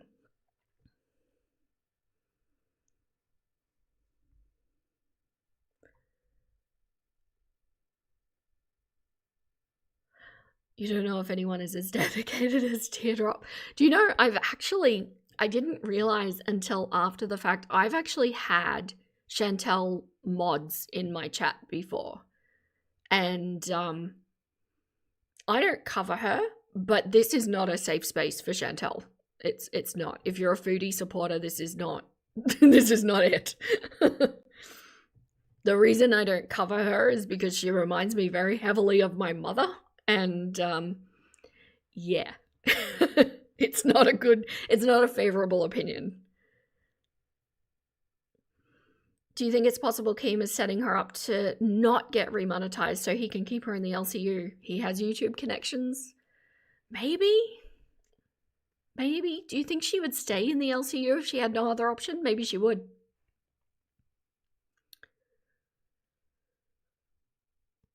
It's an interesting point though, isn't it?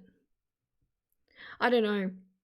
Also, I don't know how far his connections go, because I hear about these connections a lot. And you know, that whole French fried girl thing that went on where she's like, get my channel back. Well, I don't think he has that kind of power. Like, I feel like all he could do would be, hey, can you look at this? You know, I don't think he's like greasing the palms of anyone, and it's just an employee, right? They still need to operate within the bounds of the company they work for.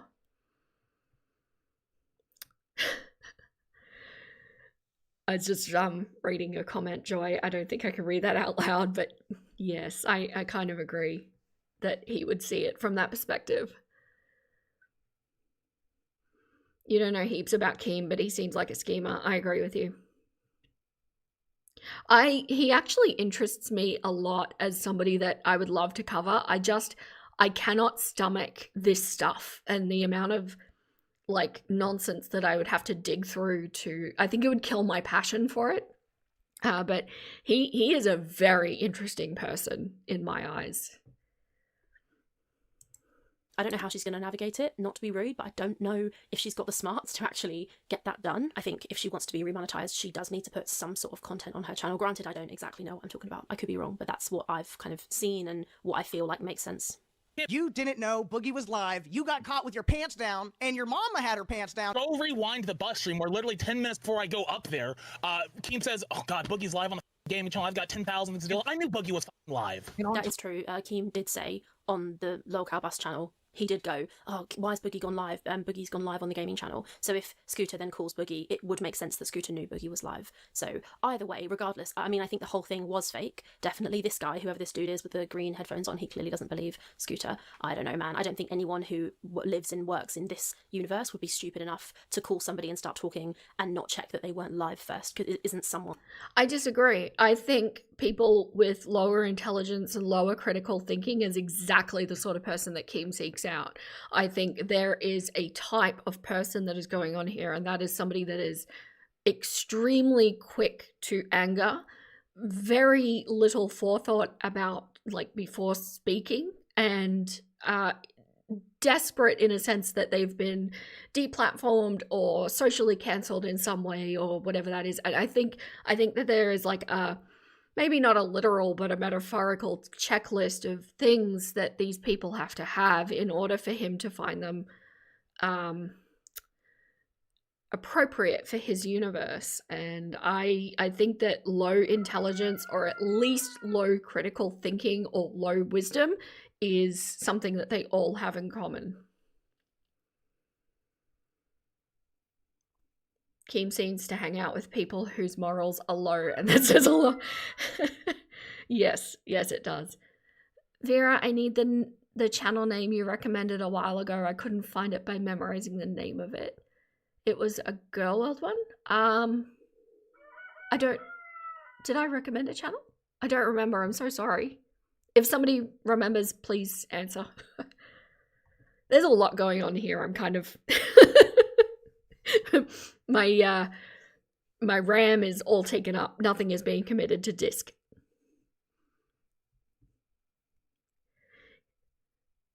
Keem needs, let's say, people for his people ranch. And Keem, you feel, needs to be in charge, feel like a big man. Yeah, I think he deliberately looks for people that can be easily manipulated due to one currency or another that he can fulfill. On live like 24/7 on the LCU. I don't know. I haven't watched any of the other shows. I've seen like bits here and there, but no idea. Either way, I just don't believe a word they're saying. This is complete content creation. None of this is real whatsoever. On top of that, consider this. Scooter, I've never called you on Discord before, and I've certainly never done it in host mode where I'm like using my YouTube voice. I always call you on your phone number. No, like you can hear that I'm using my YouTuber voice, the same voice I use here. You want to hear my whiny voice? It's like, oh, Boogie, what's going on? What's going on, Boogie? What's up? So you got At the end of the day, you got caught. You had time. You had time to prepare a strategic counterbalance to what happened, and you said, "Hey, if people see that all of this is bullshit, they're going to be really mad at me and Amberlynn Reed. So I got to come up with some crazy bullshit stories." No, Amberlynn Reed's quitting. No. It was a fucking script. She intended to quit, or she didn't fucking quit. It was a script. Scooters. Look, you're admitting it. Here's the reality of the matter. Here's the reality of the matter. Amberlynn Reed has been here for 18 days. You want to know how many times she's tried to quit in those 18 days? Probably 12 times. She knows the LCU is good for her. She knows she wants to be here. That's why day after day after day she comes back. Well, she's not going to quit. I do think that's true. She does keep coming back because it's good for her financially, not, in any other way. And like I've said, because after the fact, she can probably turn around and point back at it and be like, that whole thing was fake. I just needed to make money. I do think that's probably what she'll say. I think one thing that is kind of interesting about the LCU is that you watch these people speak, and I'm watching people who I don't normally watch, so that's kind of interesting. I don't know what their own individual stances are as to what their own show is more interesting. However, when you watch Amber, she doesn't care about the LCU. She cares about making the show interesting insofar as I'm surprised that Rachel doesn't know what they're all there for, because it's the same thing that she's here for. It's all about the money. They're just trying to make money. That's the point of it. They're like actors on a show that is popular, and that's what they're doing. It's quite that simple.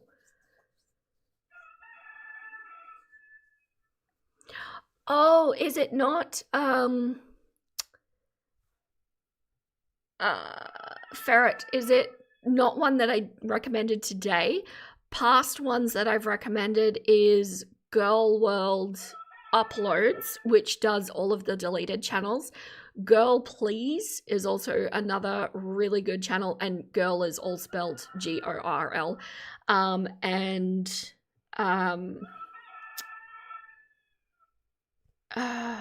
I've got them here. Let me see.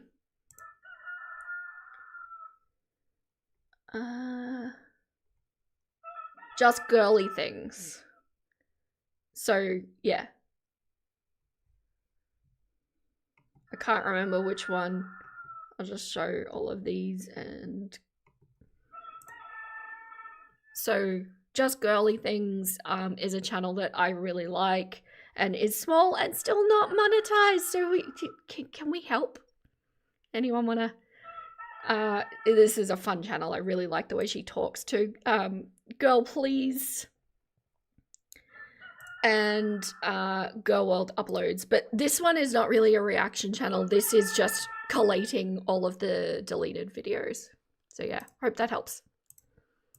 She gets more donations and earns more from it, but actually her top interest is always herself, and I think that makes her interesting-ish to watch within this context. When you tell her behind the scenes, hey, we're going to get everybody upset, and you're going to get emotional, and then you're going to quit.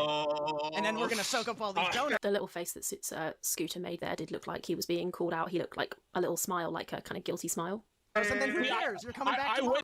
You know what Amber and Rachel should have done? I've said this before, but the more I think about it, the more I think that they actually both would have benefited more from this. They should have done something like the LCU, but just the two of them, just Rachel and Amber, with the knowledge that Rachel is going to call Amber out all the time, and with the knowledge that Amber is going to lie all the time. That, at least, I think would have been a lot more interesting for Gorl World to watch. And I think it actually would have made them both quite a bit of money. Involving Keem was a big mistake. I wish that was the reality, because dude, like she quits every single fucking day. I really wish that was the reality. Am I losing my mind? You're sweeping, he's sweeping, you're sweeping. I would never sweep. People are gonna know that Scooter and Amberlynn Reed don't actually give a. It's all behind the scenes. Exactly, frenemies vibes. Yeah, I think it would have worked. I really do. I would have watched it legitimately interested compared to this LCU shit. But does anyone think they give a fuck? We all know it's all behind the scenes fabricated bullshit. Like, this is ridiculous. Does anyone think this is real? No, of course not. It's a show. They're playing themselves in a show about themselves. Fancy magic, you guys. The curtain has been lifted by Scooter and Gidgey's dumbass mouth. Scooter, you also dragged back into this nonsense for hate donos. You scammed the fans out of $20 donos for an interview you will never have. Beck wants nothing to do with it. We're going to cover their community post on Bus tonight. And look, here's the deal. On Friday, I said I'm going to try to set up this interview. I made no promises because look, that is true. Scooter did not. I mean, not to defend, just literally for the pure facts. He didn't say that he for sure had this interview in the bag. He said he would try. They were raising money to try. But I still think it's scamming either way because they had no intention of getting Beck on the show. Amber would never allow that. So I feel like anybody who hands over their hard-earned money to a setup like this has got to know what they're doing. Like, surely this is... I don't understand it. And I am one frugal mother clucker, so I'm clearly not their demographic. I would not be handing over money to these people. But, like, do you want to be working as hard as you are, going through life as difficult as it is to fund these people? Like, really? Ugh. Anyway, I am a hydrated chicken. I need to just step away, but I'm going to leave this playing and I can still hear it as well. The whole thing was a farce to make, like to get donations, and all of those donations should absolutely be refunded. Also, people were told that if they donated, that Scooter's portion of the money would go to Beck. So people want to support Beck financially, and so they also probably would have donated partially for that reason. Beck was never going to go on the show. Can you imagine Beck, in the current situation they're in, going on this show and talking to these fucking pieces of shit? Like, they're never going to do that. No way. Here's the reality. Beck's going through some serious shit right now. I knew that there was a real chance they may not be able to make it onto a stream, but I put it out there. Unfortunately, I'm going to respect their wishes. With all that in mind, let's get into tonight's bus. Me and Snowflake, we like to coordinate our outfits. All right, what's up, everybody? He did say for $2 I can slide into his Patreon and slide into those DMs, if you know what I'm saying. You know what I'm saying? What are you guys going to do? Sext each other?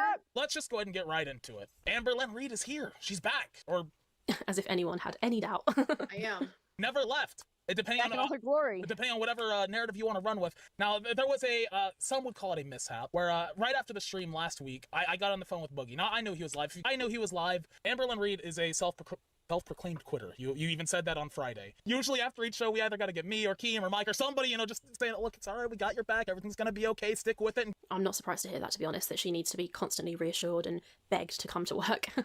I think that regardless of what anyone said, she will keep doing it anyway because she's got to pay her rent.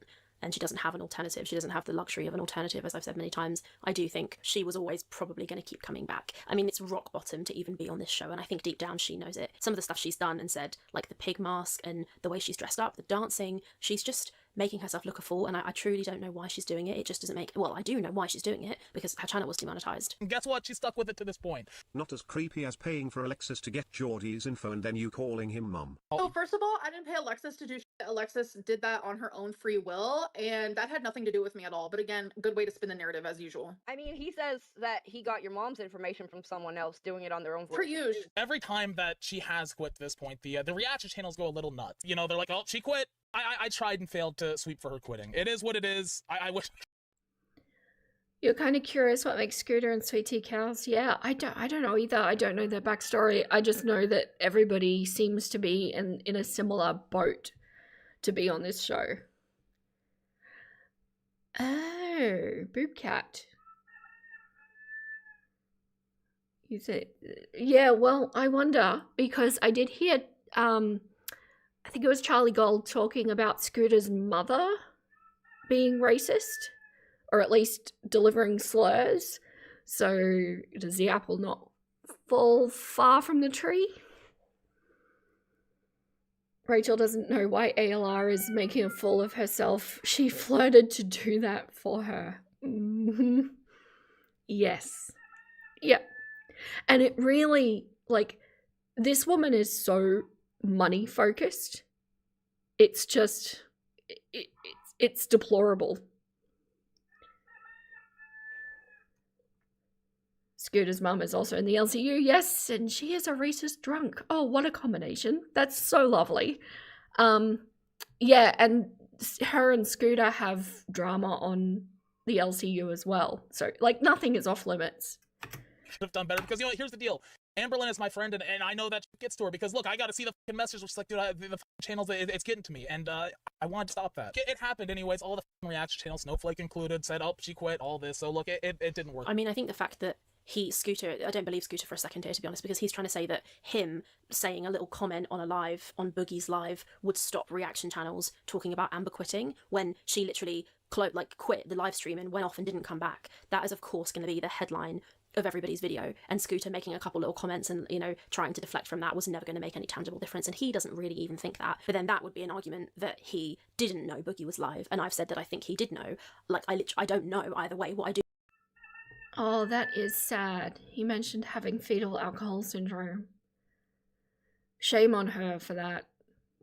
You know, when you become a parent, you just don't get to have indulgences like that anymore. You have to rise above. It's a responsibility at that point. Scooter's mother was on video saying a slur, then in a later stream was crying that she realized she's a racist. Oh no. You don't know the full context, but Zachary Michael showed clips after being directed to them. I might have to check out his video on that. I'm just relatively new to watching him, so I haven't seen a lot. Scooter had a bad start in life. Sadly, he hasn't changed course. And it's difficult, like, if the FAS is true, if he does struggle with that, that can really set you up badly just on a cognitive level as well. So to a certain point, it may not necessarily be his fault. But having said that, do we all not have things that we need to overcome? So I don't know.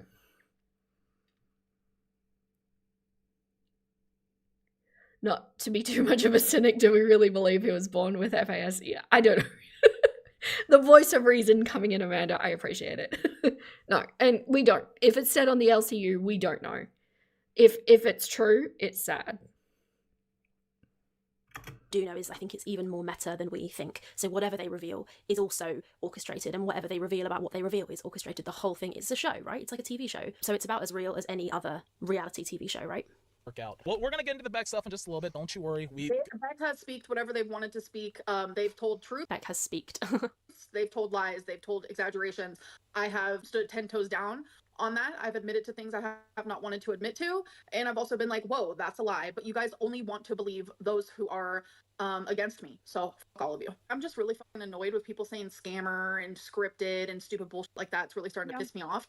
You guys constantly call me lazy, say I can't do this, can't do that. You really think that behind the scenes I'm gonna have a whole script? I'm too lazy for that. But it's not a script. It would take 2 seconds to say, by the way, Amber, in this episode, this is what's going to happen. This is the rough plan. Cool. And she goes, cool, and does it. There's not an act. Yeah, the way that I think it's happening, I don't think there's like a script, like as in you literally read these words. I think what they do is they have like scrum meetings before the live stream. So like maybe they all get together and they say, this is going to be the narrative for this week. I want you to hit these points on these days. They probably have like some sort of Word document with the points that they need to hit and the major controversy points to hit in that stream, and then the rest of it is kind of like, this is the outline of your character and this is how you're kind of going to react. And that's how I think it's laid out. I think a lot of it is ad-libbing from them, which is why it's so bad, because they're not professional actors. It'll also be interesting to see if YouTube cracks down on the smoking, vaping, drinking that happens in these streams. I actually think they should. I don't think that's appropriate to have on YouTube. I always feel a little bit, I am a bit biased when it comes to that sort of thing, I know, but like, I don't think they should be. There's children watching the platform. Sweet Tea was also in foster care. Yeah, I think exactly, Boopcat. I think it's like it's an outline that they have to follow, and that's if I were Keem, that's how I would be running it. Putting my mind in his mind, which is super uncomfortable.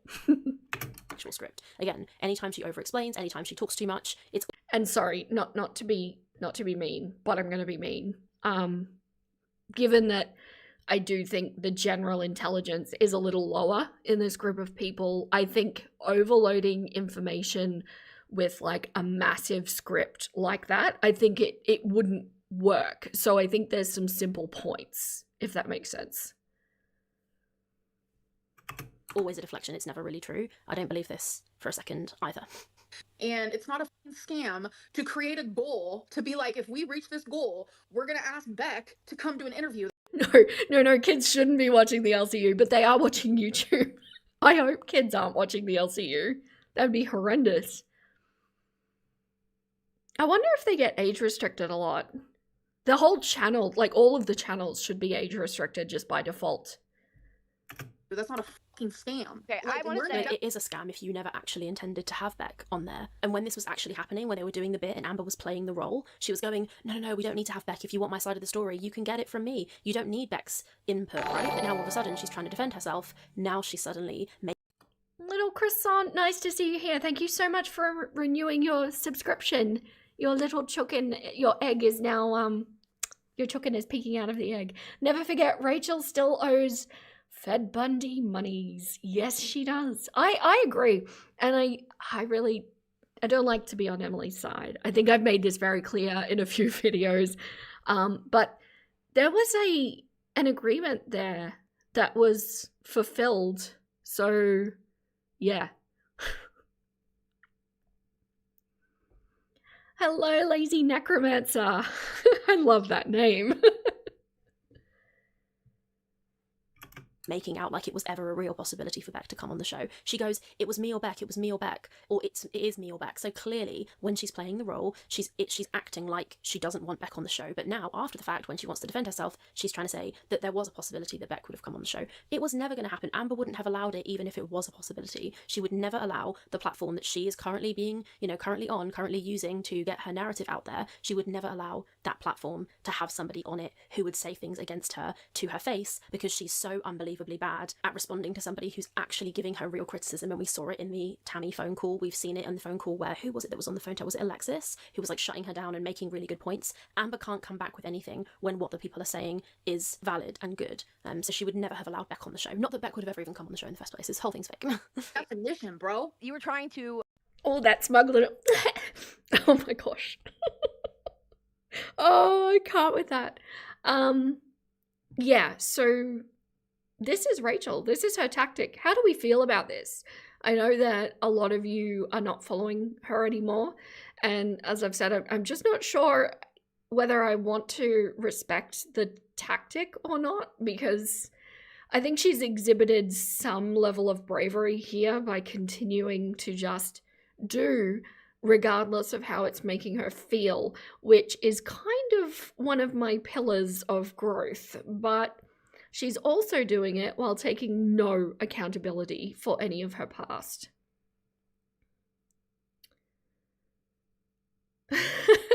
A boy or a girl? I'm hoping Vera gave me a cassowary egg. I love that. Yeah, the little eggs, they do hatch. They do. I need to make more icons, actually, because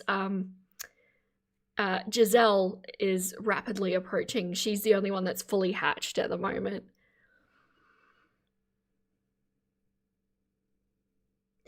This isn't anything of consequence regarding the reaction, but it feels like nails on a chalkboard when ALR says, bro. I agree with you, Amanda. And one of my pet peeves is how Amber changes her speech patterns depending on who she's associating with at the time. I think it shows, it speaks so much about Amber. It really does. And the way that she's completely adapted to talking like them, I hate it. I hate it so much. Hello, Bobe. Hi, welcome.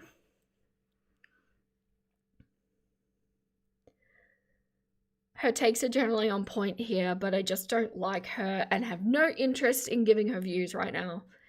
Yeah, well said. Yeah, look, people are going to forget. The internet is going to move on. She is going to potentially have a profitable career ahead of her. I will be here watching for any missteps though, because I do anticipate them coming relatively soon. She just needs to get a little bit more comfortable.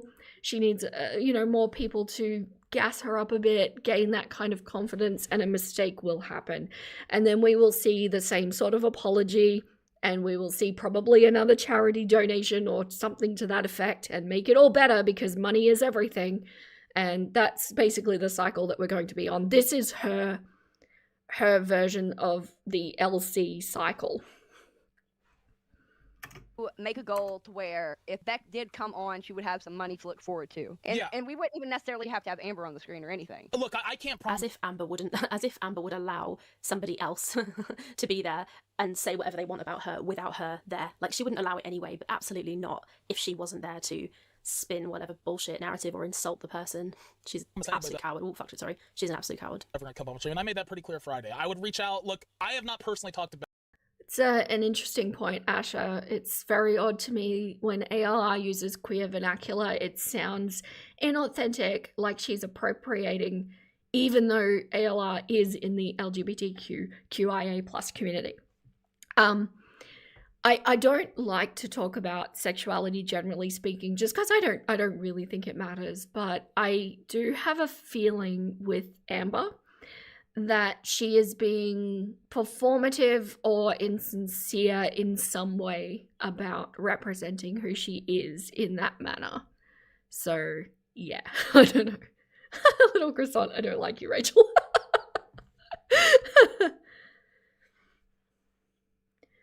Do you think ALR taking on other people's speech patterns is similar to what you were saying about Ariana changing hers on live the other day? I do. I think it comes from, well, probably a different motivation to Ariana, because I could see that with Ariana, she spent so much of her formative years being told who she needs to be.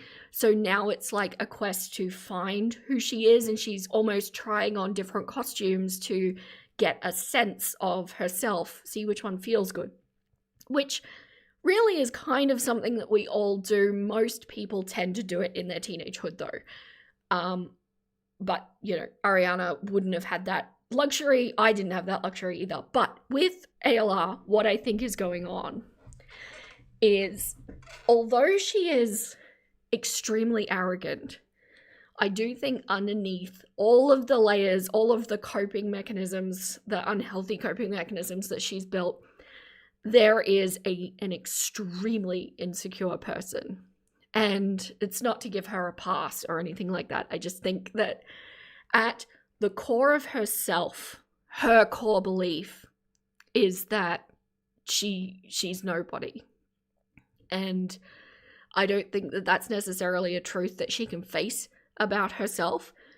So when she's faced with people that she wants to impress or people that is in her benefit to keep around to use, she almost, what am I trying to say? It's like, you know how when you're in person and you're with someone you like, you kind of subconsciously stand or move in the same way.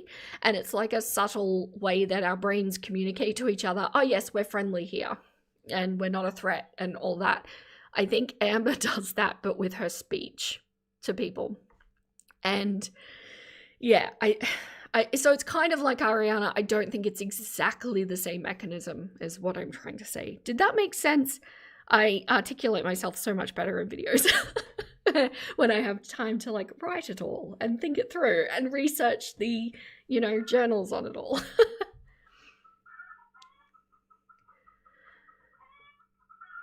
You're queer, but don't use some vernacular because it wouldn't sound right coming out of your mouth. You're white, assumed cis, hetero, you're non-binary bi. Okay, interesting. It did? Oh, good. My prattling works. Beck, you guys thought I did. I haven't personally talked to Beck. I don't even know how to reach out to Beck. Why wasn't that read out loud? Can someone please read that out loud? That's you, Sweet Tea. Beck can go get a job. She's lazy grifter. Cry harder, ALL haters. My offer still. I mean, calling Beck, saying why can't Beck go and get a job? Beck's recovering from heart surgery, so they're struggling financially, and they didn't have a job when they were with Amber because they were caring for Amber, and Amber was financially supporting them. So that's why they didn't have a job then. They actually did have a job, but then Amber convinced them to quit their job because she wanted them around her all the time. So that's why. That's the answer to that. Stands to Beck. If they wanted to come on stream, I would happily give them my cut of the money for both. I wish that I could have gotten them onto the panel for an interview, because I think it would have been good to hear their side of it. But I mean, I guess let's just get into it. You know, I'm not surprised that they say no. Genuinely, they know I'm telling the truth, especially like regarding the finances. Like, there's no. She's biphobic, but baiting that she's bi. It's weird. Also, the way she speaks about her own genitals comes across as misogynistic. It's uncomfortable. She disparages women's genitals. Bizarre. Yeah, well, to be fair, she also does male genitalia as well. Why can't Rachel get a job? She has a job, actually. She has a normie job at this point. But she's making a fierce comeback here. You hereby admit that you're asexual. I love that, Ferret. Be proud.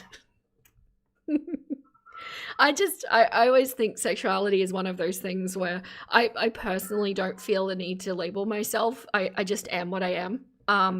And I don't think it matters at all, especially since like I have a husband of 18 years.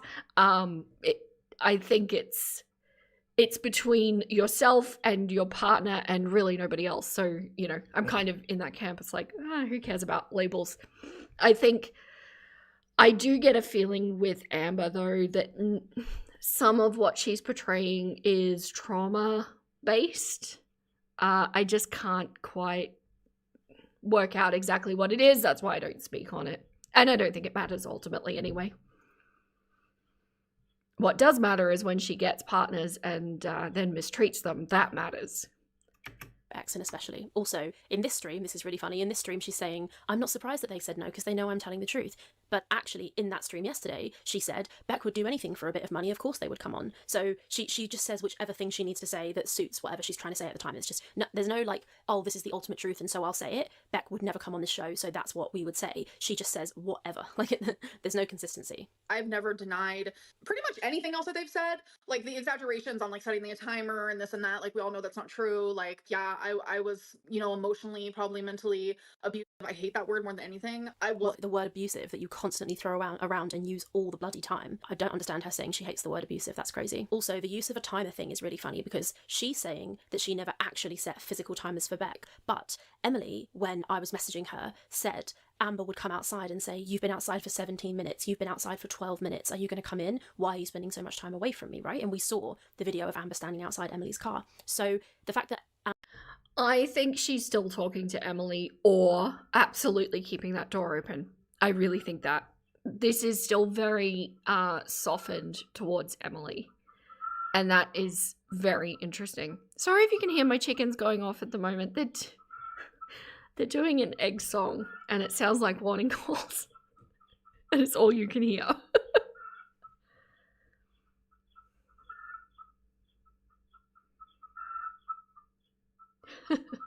Okay, I want to move on to the third video that she's done. Sorry, we're jumping around a little bit here. I want to get a sense of her tone, because if you look at the thumbnails, they slowly get more smug, and I want to know if her like vibe reflects that. Hello, so a couple of interesting things have happened in the Amberverse, so we're going to talk about those now. Amberlynn Reid was supposed to be on Lolcow Bus last night, but one of the hosts, Scooter, was fired, apparently. I don't think it's true, but instead of being on Lolcow Bus, Amber went onto Lolcow Live, which is Boogie2988, I think is his name, his show on the LCU, and it was absolutely horrible. The whole thing was vile. Oh, I haven't seen this. So Boogie is the only one that I know much about, and I really don't like this man. Not at all.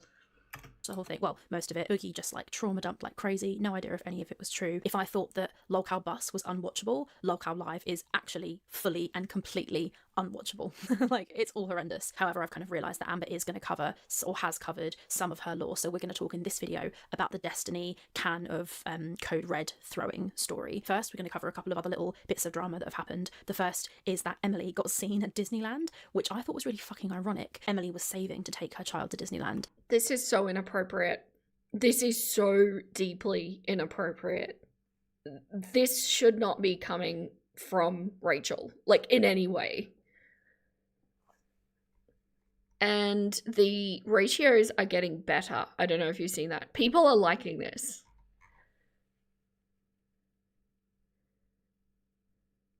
This will not improve my opinion. Oh dear, what fun. Oh, she has the same nails that you do. I'm sorry. My condolences.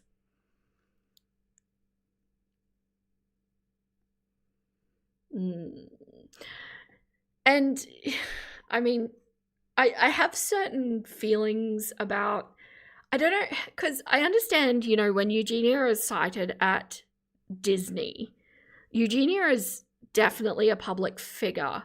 I'm still trying to work out whether I feel like Emily is a public figure and whether it's okay to be photographing them. I appreciate that Geordie edited the children out. That is very important.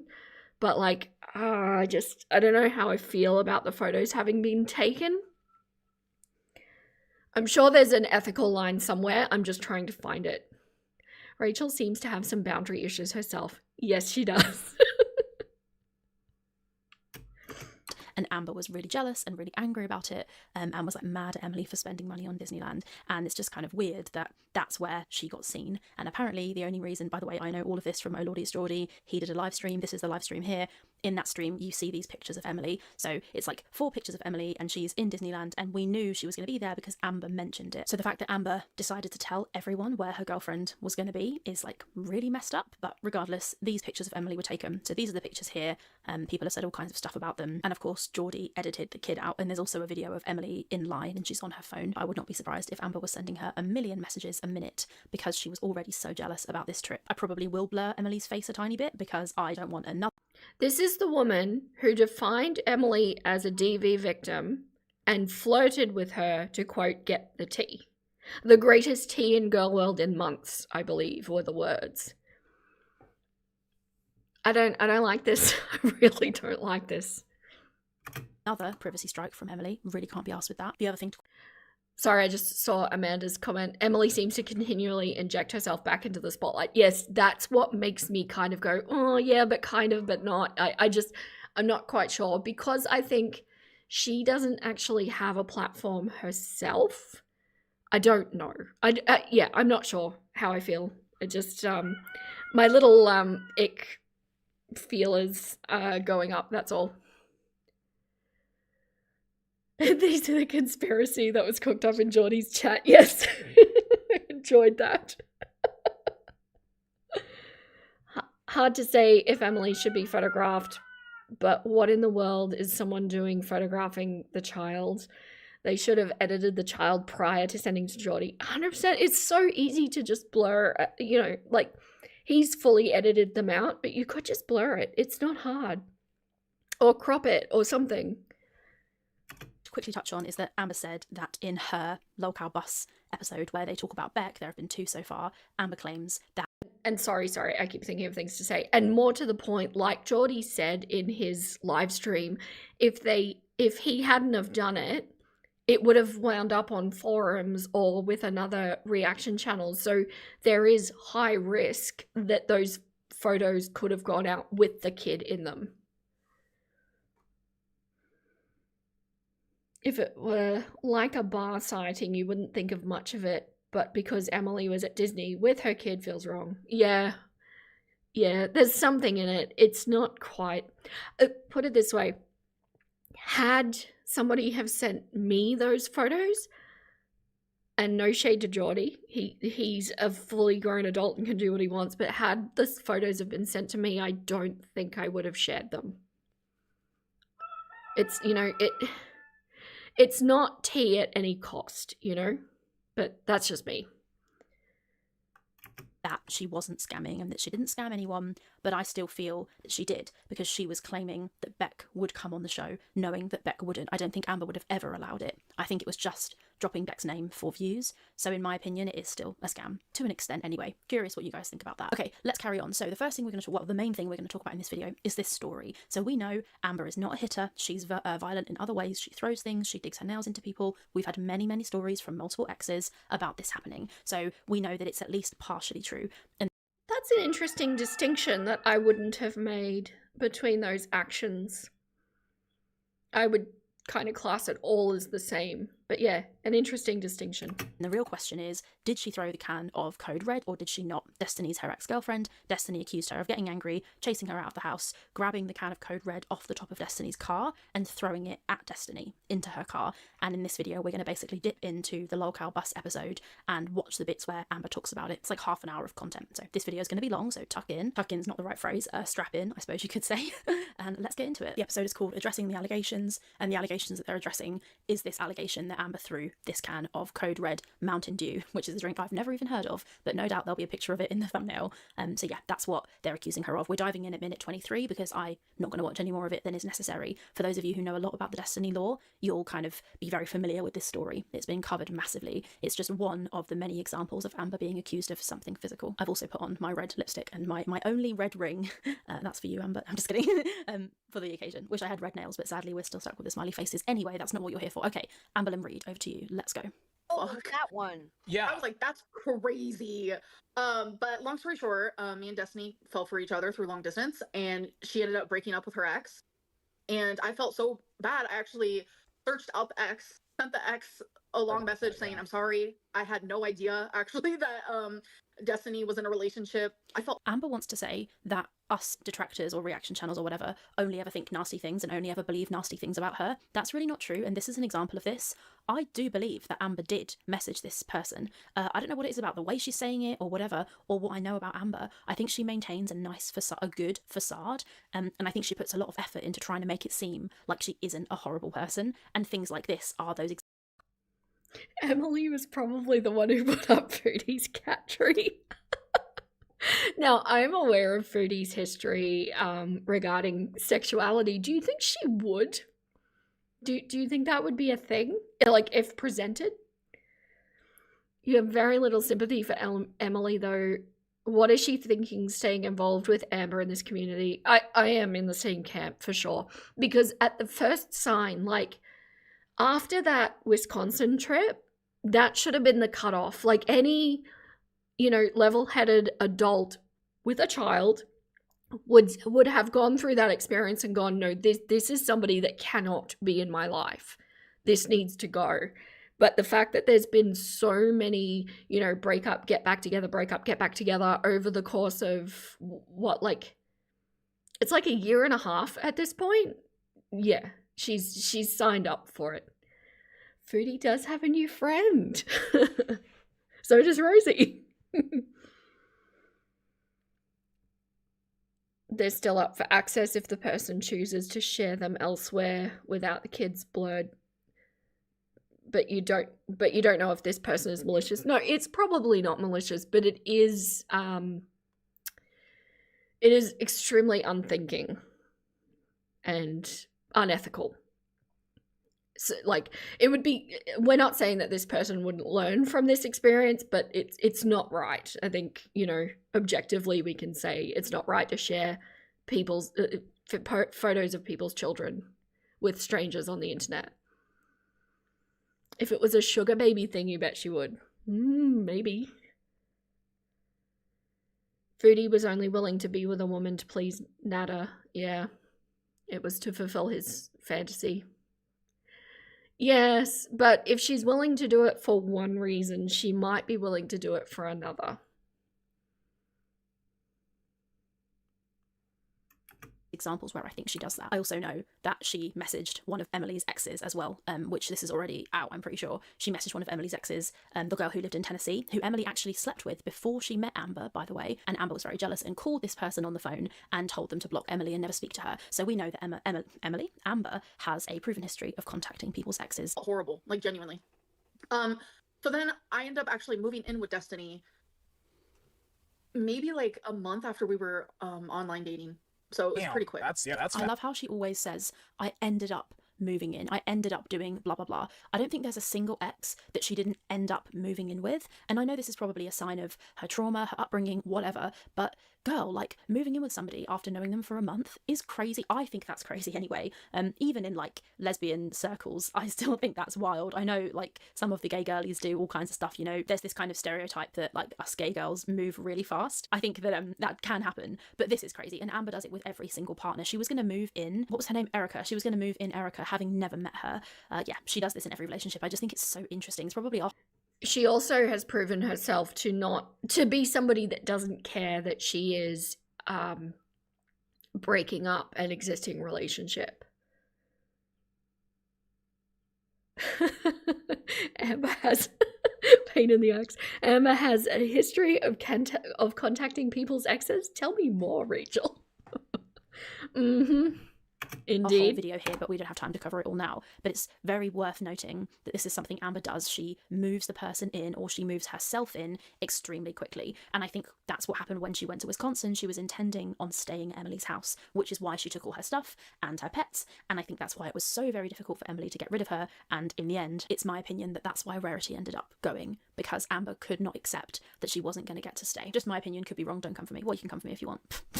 Anyway, let's carry on. Masses.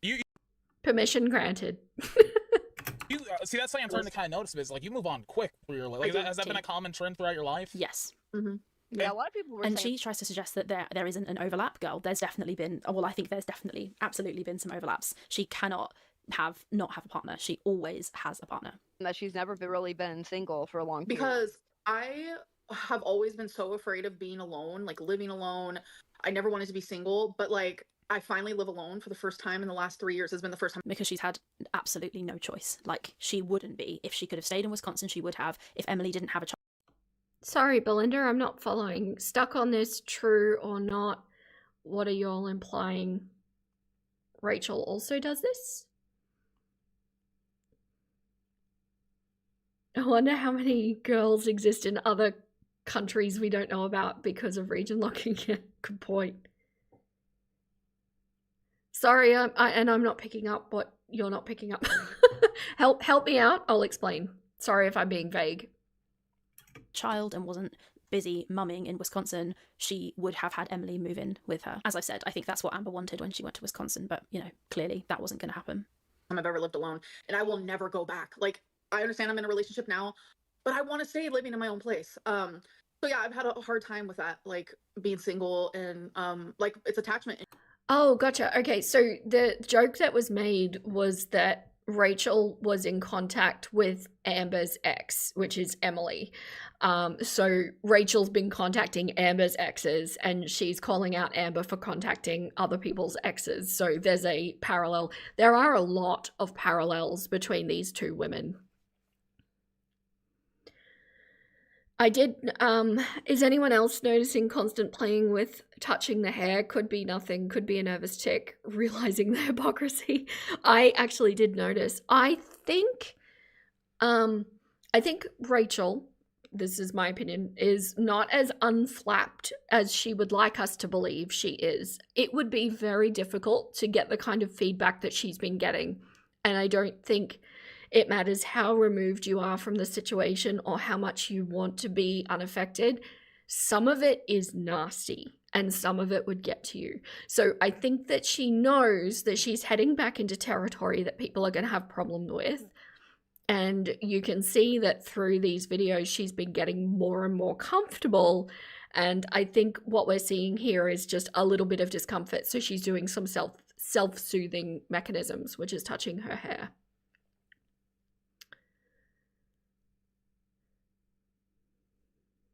So, yeah.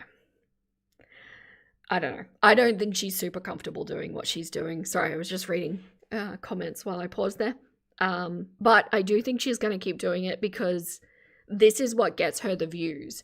Her past, like, I mean, she's used to getting, prior to all of this going down, she was getting usually like around 100,000 views per video or more.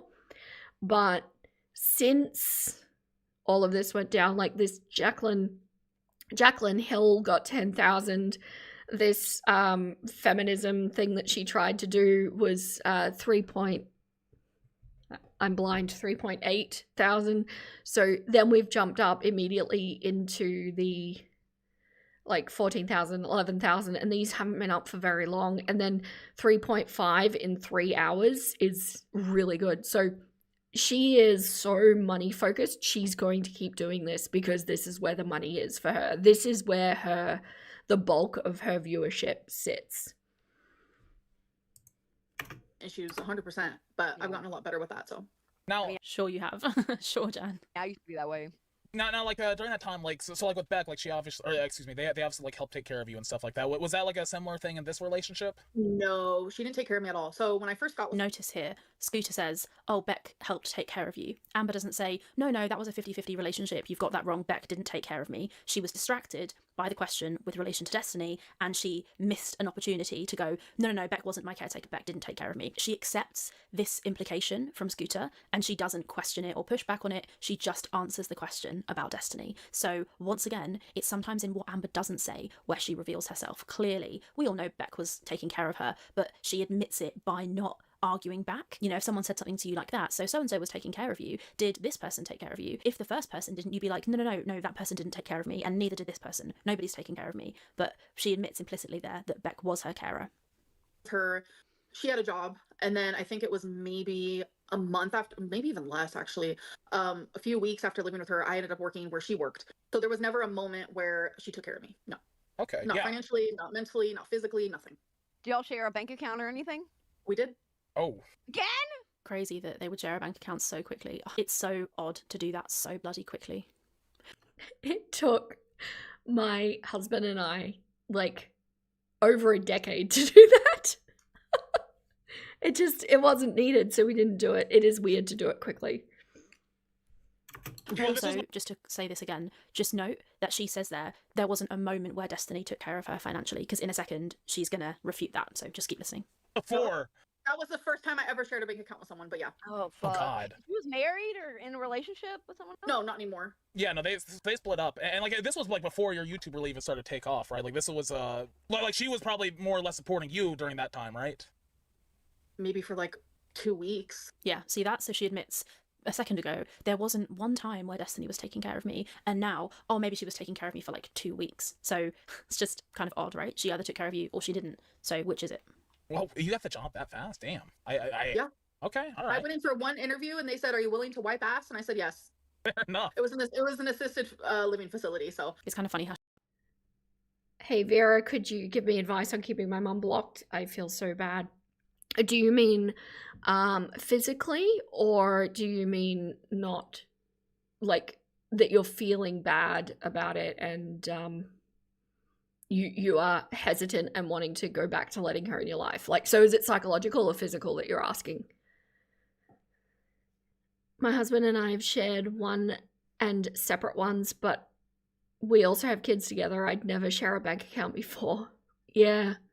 We only finally did it because of a different lifestyle that we were moving into together. It made sense, but yeah, I don't know, it's weird.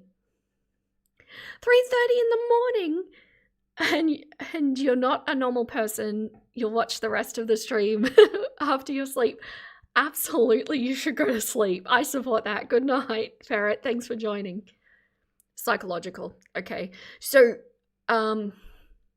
do you know, have you seen the movie Tangled? Sorry, everyone, we're just doing a side tangent because this kind of stuff is important to me to talk about. In the movie Tangled, if you haven't seen it, or if you don't know what scene I'm talking about, I actually recommend you watch it because it will help. And it sounds trivial, but it will help. There's a point where after she leaves Mother Gotham, she's in the forest and there's like a scene of her going, "I'm free, yay!" And then, "Oh, I'm such a horrible person. I'm free. I'm such a horrible person." You know, and it's that back and forth. That is completely normal. And that back and forth happens. The reality is that you need to remind yourself to why you've made the very serious and very difficult decision to cut her out. There must have been a big reason for it, because people don't do that without a big reason. Stay resolute in why you did that and what the greater meaning and what the greater message will be delivering to her if you do let her back after having set such a boundary. Because I can't speak for your mother, but in my case, if I had have kicked her out and gone no contact, and then let her back in, I would have just been giving her complete and utter permission to continue acting in the way that she had been, that was just so horrible and so devastating and so toxic to the point of completely holding back my adulthood. That I knew that if I gave her that permission, there would be no getting out again. And there would be no stopping it. There would be no having her hear reason, not that there was anyway. And so for me, the alternative of giving her that message was so much greater. And it kind of boils down to, what do you want more? Do you want to make yourself feel better in the moment because it's painful to have made that decision? Or do you want, in my case, freedom for the rest of my life? So you made this call for a reason. What were the reasons for that call valid? And what does it mean if you were to let her back? And sorry, I just want to catch up on the messages here. You wrote down a list of messed up stuff your mum did that you look at whenever you have a bad feeling of going no contact. That is such a good idea, Boop Cat. I didn't do that, but it is a good idea. Oh, there's so many examples. You wish it didn't hurt so much. Unfortunately, it just will for a bit, because ultimately, when you think about it, you're going through a grieving period, right? It's no different to something passing, or you are grieving a relationship with your mother that you wish had have been a different one. Possibly one that even had some good aspects of it that you're now no longer going to have. And potentially, I don't know your situation, but in my case, going no contact with my mother also meant going no contact with a huge amount of family members that did nothing wrong. But I know that I can't let any little tendril in, because she will find it and worm her way in with guilt. But you're grieving something, and it's okay to feel pain. It's okay to feel sad. It's okay to feel enraged. All of these things are totally normal. It's a process that your mind and body needs to go through. Acknowledge that it's normal and understandable, and allow yourself to have these feelings. But if the decision was right, remain steadfast in your conviction of that decision, because the alternative might mean something worse.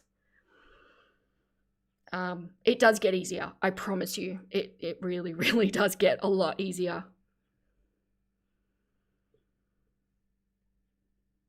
You have a meme of the scene from Pocahontas where she's going, "What if?" And Grandmother Willow goes, "What if the sky turns red and your nose falls off?" And you look at it when you're anxious. I love that. Yeah, my movie was always Tangled. And when I was going through all of these angsty feelings, I used to watch that movie.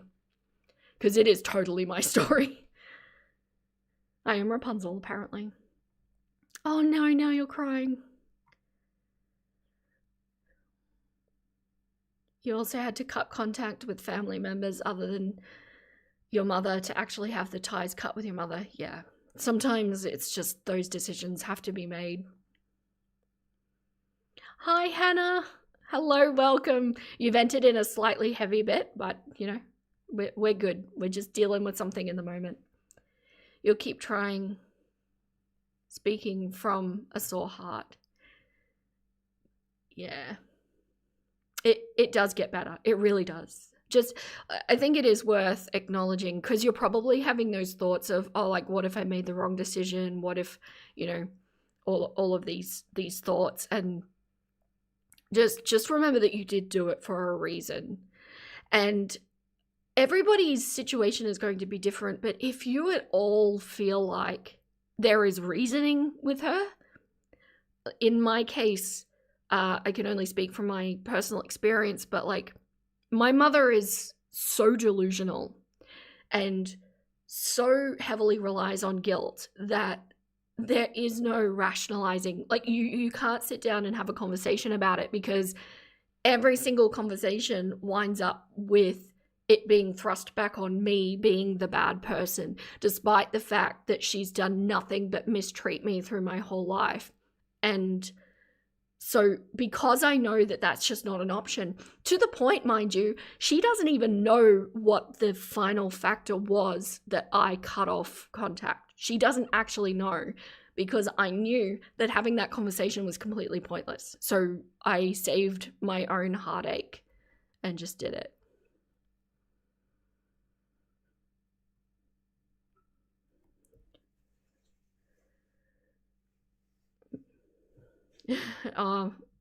Rapunzel's close to yours too, way too close to your mum.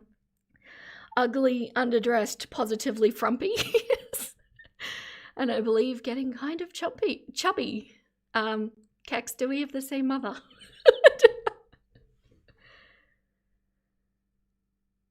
Oh no, don't be sorry, Creeds.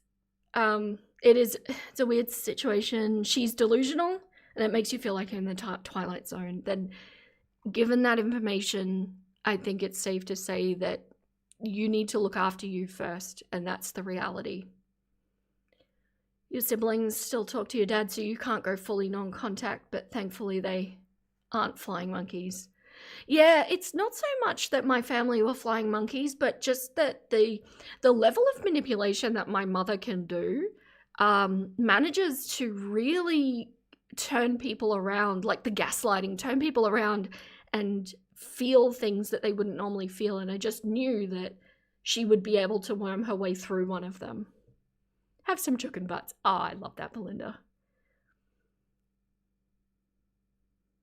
So I hope that helps. I'm always really, really happy to discuss these things. It's the point of my channel to bring awareness, especially when it comes to, like, we hear so much about male perpetrators and how, you know, like deadbeat fathers are like a trope, you know, but we don't hear a lot about, hang on a sec.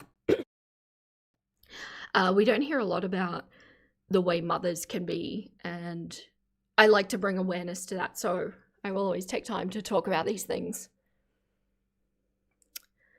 Oh, Kex, same. She put me on a diet at the age of 8 and spent my whole teenagerhood telling me how no man would ever want me. But I was the problem because my skin was too thin, apparently. Yes. Triggering content. But hopefully that answers. If you have more questions, don't hesitate to ask. I'm looking at the comments, looking at the messages, at least the best I can. Now she skirts around the topic of wiping. She's like, I can wipe other people's arse, and I guess kind of trying to make it seem like she's like totally comfortable talking about arse wiping, and it's not something that triggers her, even though it definitely is a touchy subject for her on account of the fact that she can't touch the area. That was cunty, sorry. It was pretty simple for me to get the job, to be honest, and it was the best job I've ever had in my life. Oh my god, like working with those residents was everything to me. But I don't think she worked very hard from what I've seen. She just kind of flicked around. Didn't she do like a 3-hour lunch service and that was it? And she lied about how many hours she was doing. She was doing like very much part-time, but because she had no life, she just hung around there unpaid while Destiny was working. I'm sure that was actually the tea. Yeah, so we ended up moving to Kentucky. To do that kind of job back then? Yeah. So we were we ended up moving because we were in Florida, and then we ended up moving to Kentucky to live with her mom, and that's where things got really, really bad. Okay. Yeah, see, that's actually yeah, we are on a full side quest here, and I embrace it. It's interesting that you say bully parents, you know, say that they're kind of doing it to make you stronger. Mine was actually the opposite. She was trying to pull me down to keep me dependent. And it wasn't so much bullying as insidious undermining.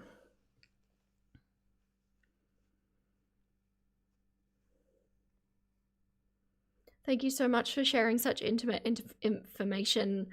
I've also been no contact with mine. Your perspective is refreshing and validating. That's my pleasure, Amanda. It's not a light decision. People don't just wake up one day and go, you know what, I'm not talking to them ever again. It's born of usually very sustained issues that have probably been happening since childhood, or perhaps it was just one really big,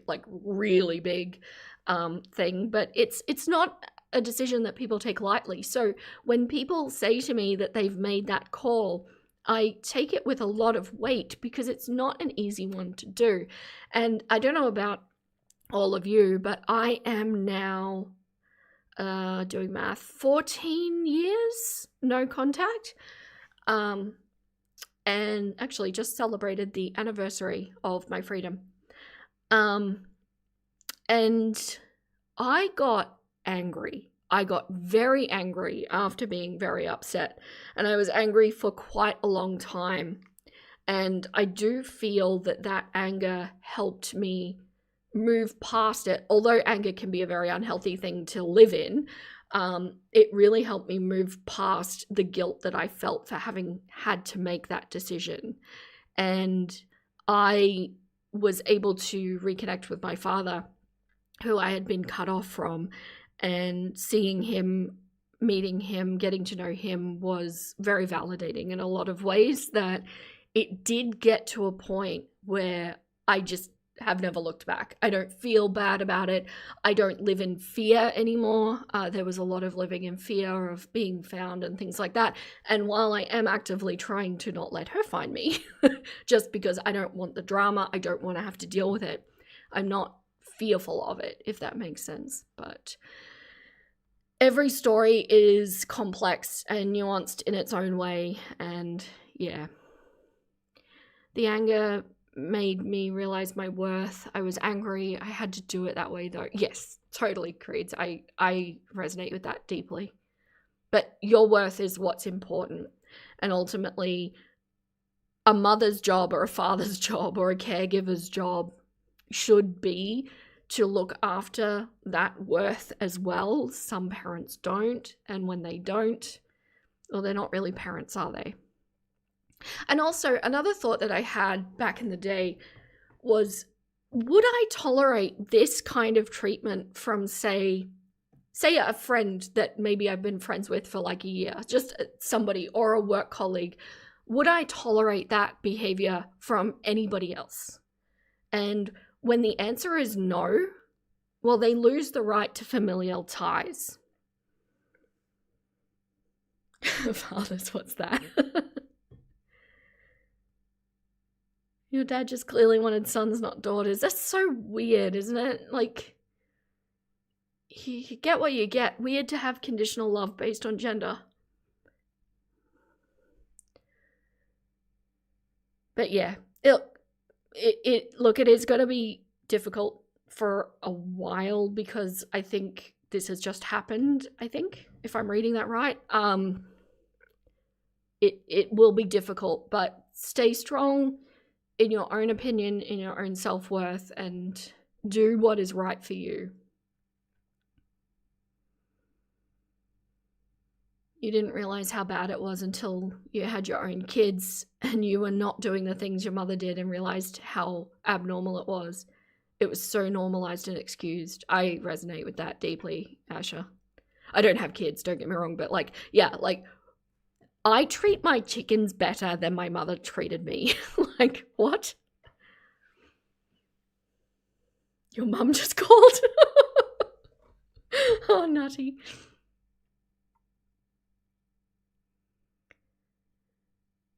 Your mum was told so many times your concerns and what she could do, what we'd help with. She still acts like she has no idea why. It's infuriating every time you remember. You're the villain in her story. Yes, I get that, Hannah. I'm also a villain in her story. I have no doubt that if you all contacted her right now and said, what has gone on here? She would say that I've been brainwashed and gaslit by my husband. She would say that I am ungrateful for all of the sacrifices that she made for me in her life. And that she would say that I'm just fully insane for going no contact. That would be her story. I know, I don't even have to ask.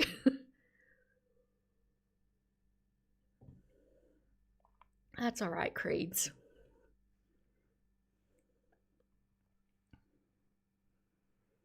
You're the devil to your mum. Yeah. You know, she'll be fine. But it does get easier.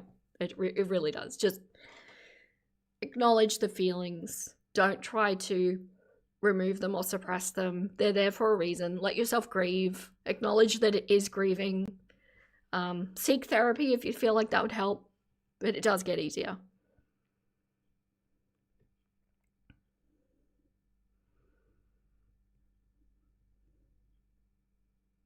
Does she have chickens? No. Oh God, no. She would think they're gross and dirty. And if she knew that I had chickens, she would wonder why I would want to be around such dirty creatures. Your mum has no chickens. You got the ungrateful talk and the worthless talk. And the reality is, if you look at my childhood, my mother actually did do a lot of financially generous things. I use the word generous loosely. But they always came with strings. So she put me through a private school, which is incredibly privileged and amazing. But I was on the hook for that for like 12 years.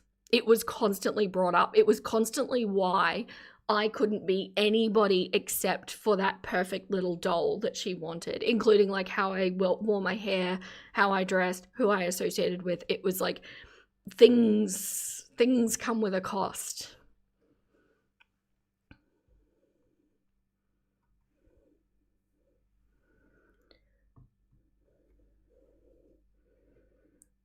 You can relate to that too, regarding loving them but knowing they did not love me. Oh, hello, did you say that? Sorry, I missed that. Yeah, I get that too.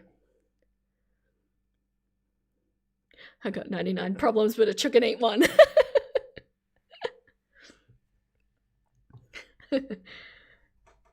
They can be problems. Delightful little problems, though. They have these little faces that look at you and then you're just like, ah. Came for the girl, stayed for the family therapy. And it's very painful to relate to some of the family issues discussed here, but loving the kindness and respect everyone here expresses. That's the vibe, Joy.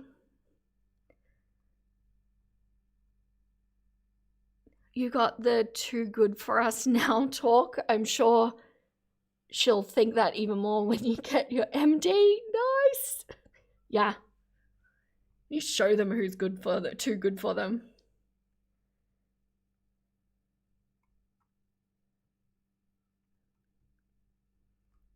Oh, everybody gets it.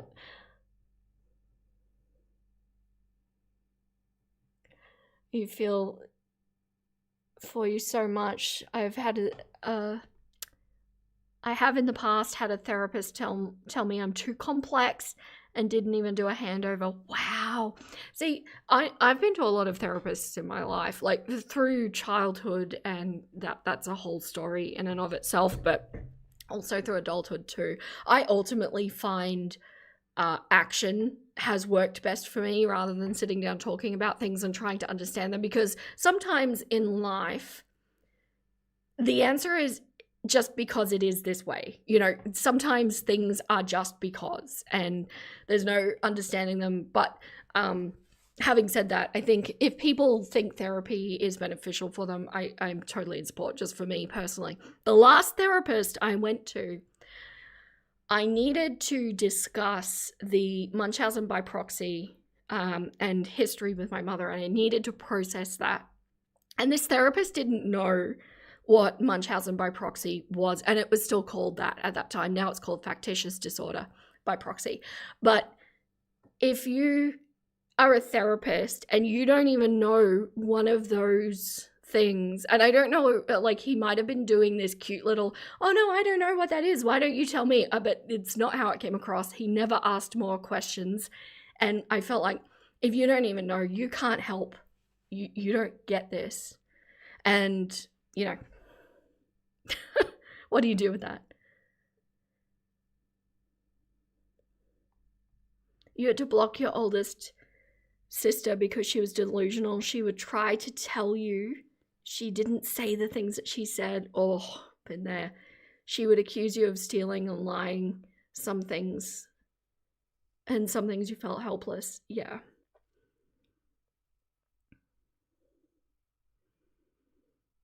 How did he not know that? Even you know what that is, and you're as far from a therapist as it gets. It was not helpful. I don't know how he didn't know.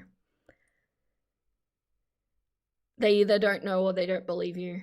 In my experience, you could be right, creeds, and either way, like, you're not going to be a helpful therapist to me. Yeah.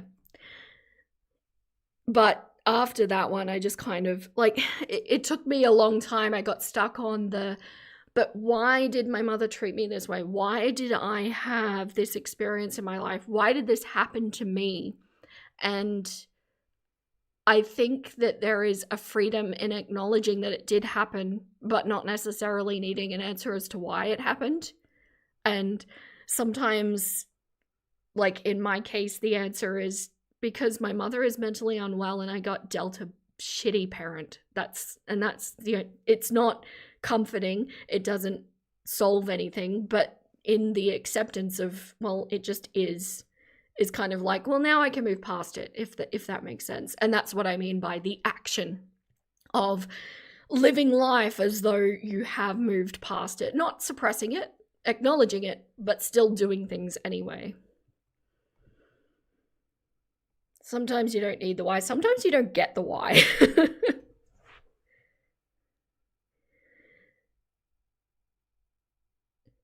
Hello, Wet Pretzel. You're a new viewer and you're loving my content. Thank you so much. More often than not, we do delve into this kind of content. It is the core of my channel. It's heavy. I'm glad you like it. You have 2 older siblings, and to me it's very evident that when you came along, your parents just gave up and didn't bother with the love and care the other 2 got. That's wild. In my case, I think it was born of my sister, who was born 2 years before me. Actually, not even 2 years. It would have been only a year and a half. She unfortunately passed when she was 2 days old. Just not compatible with life. It's just one of those things that happen sometimes. I believe I was conceived in grief, panic, and psychosis, and then everything unfolded from there. So then she even wanted to name me the same thing. I was the replacement for that baby, and it left, it created a lot of issues when I didn't fulfill this image that she had of my sister in her head.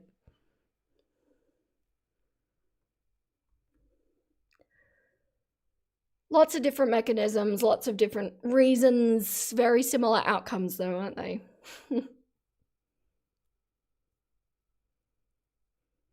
She could have said I'm not knowledgeable in this area and did a handover, but she told you that you were just too complicated, very unprofessional. Totally. Why would you not find someone to refer to? Like, I think it's powerful to say, look, I am not going to be able to help you because I'm just not skilled enough. But here, look, I found these people that I think would be good for you. Nobody deserves to be the replacement child. No, but it is what it is. I don't know. It's made me who I am. It's brought me to this channel where maybe I can speak to all of you and help with at least awareness. And so that's kind of cool.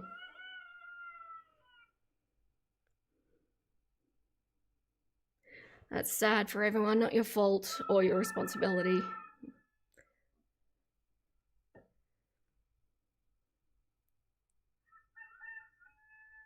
Your mother had a forced adoption and your sister and you didn't replace him, and we both felt that our mother resented us for not replacing him. And it's tricky because I think with my mother, you know, like when you have a little baby girl, everything is very pink and frilly and cute and pretty and, you know, fragile and perfect. And she maintained that image of me all the way up until I broke ties with her, which is problematic because at 10, I really wanted to wear bike pants and baggy t-shirts. It was the 90s, okay?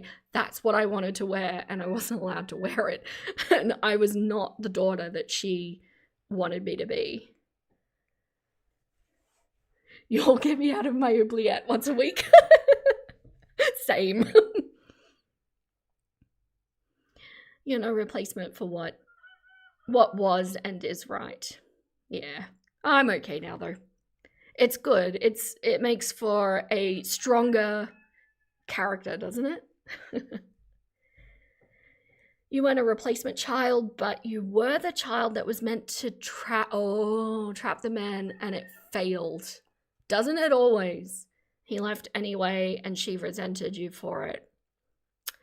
Isn't it horrible giving children a job before they're born? Isn't that awful?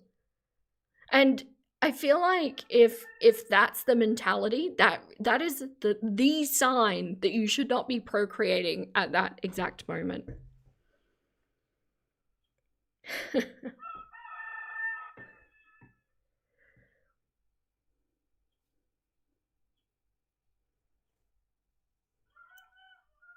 Oubliette is an amazing way to say that.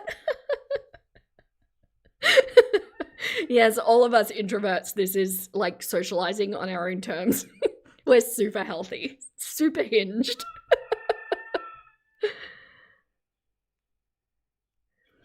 As much as I wish none of us had these experiences, it is a small comfort that we're not alone in the world with our experiences. I second that. It was a thought that I had starting this channel because I was in acknowledgement that statistically the things that have happened to me are fairly rare, fortunately. Like, very fortunately. But I was quite shocked when I started putting out videos and I started explaining what has happened to me, how many people resonate with aspects of it. And it matters to talk about this stuff. I really believe it matters.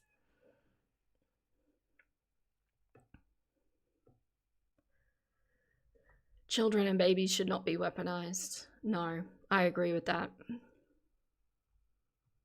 Do you know what?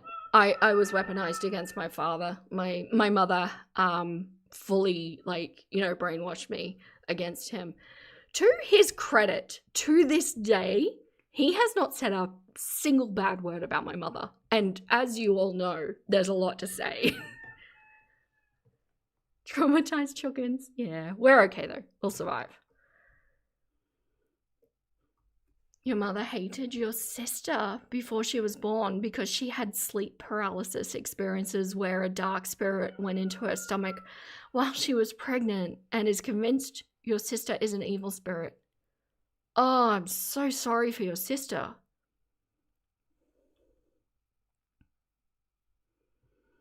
It does seem to be very common for our generation. I agree with you, Aloe. I don't know what was going on with our parents' generation. Like, because when you think about it, our parents were born into a very privileged generation. The ones before them were coming out of the war or the depression and dealing with a whole lot of cleanup.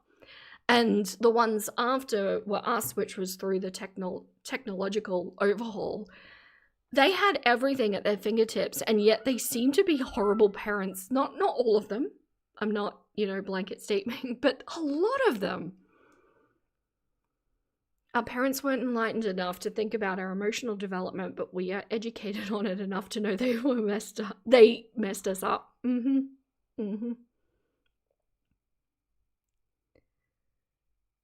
It means we can break the cycle, 100%. Definitely.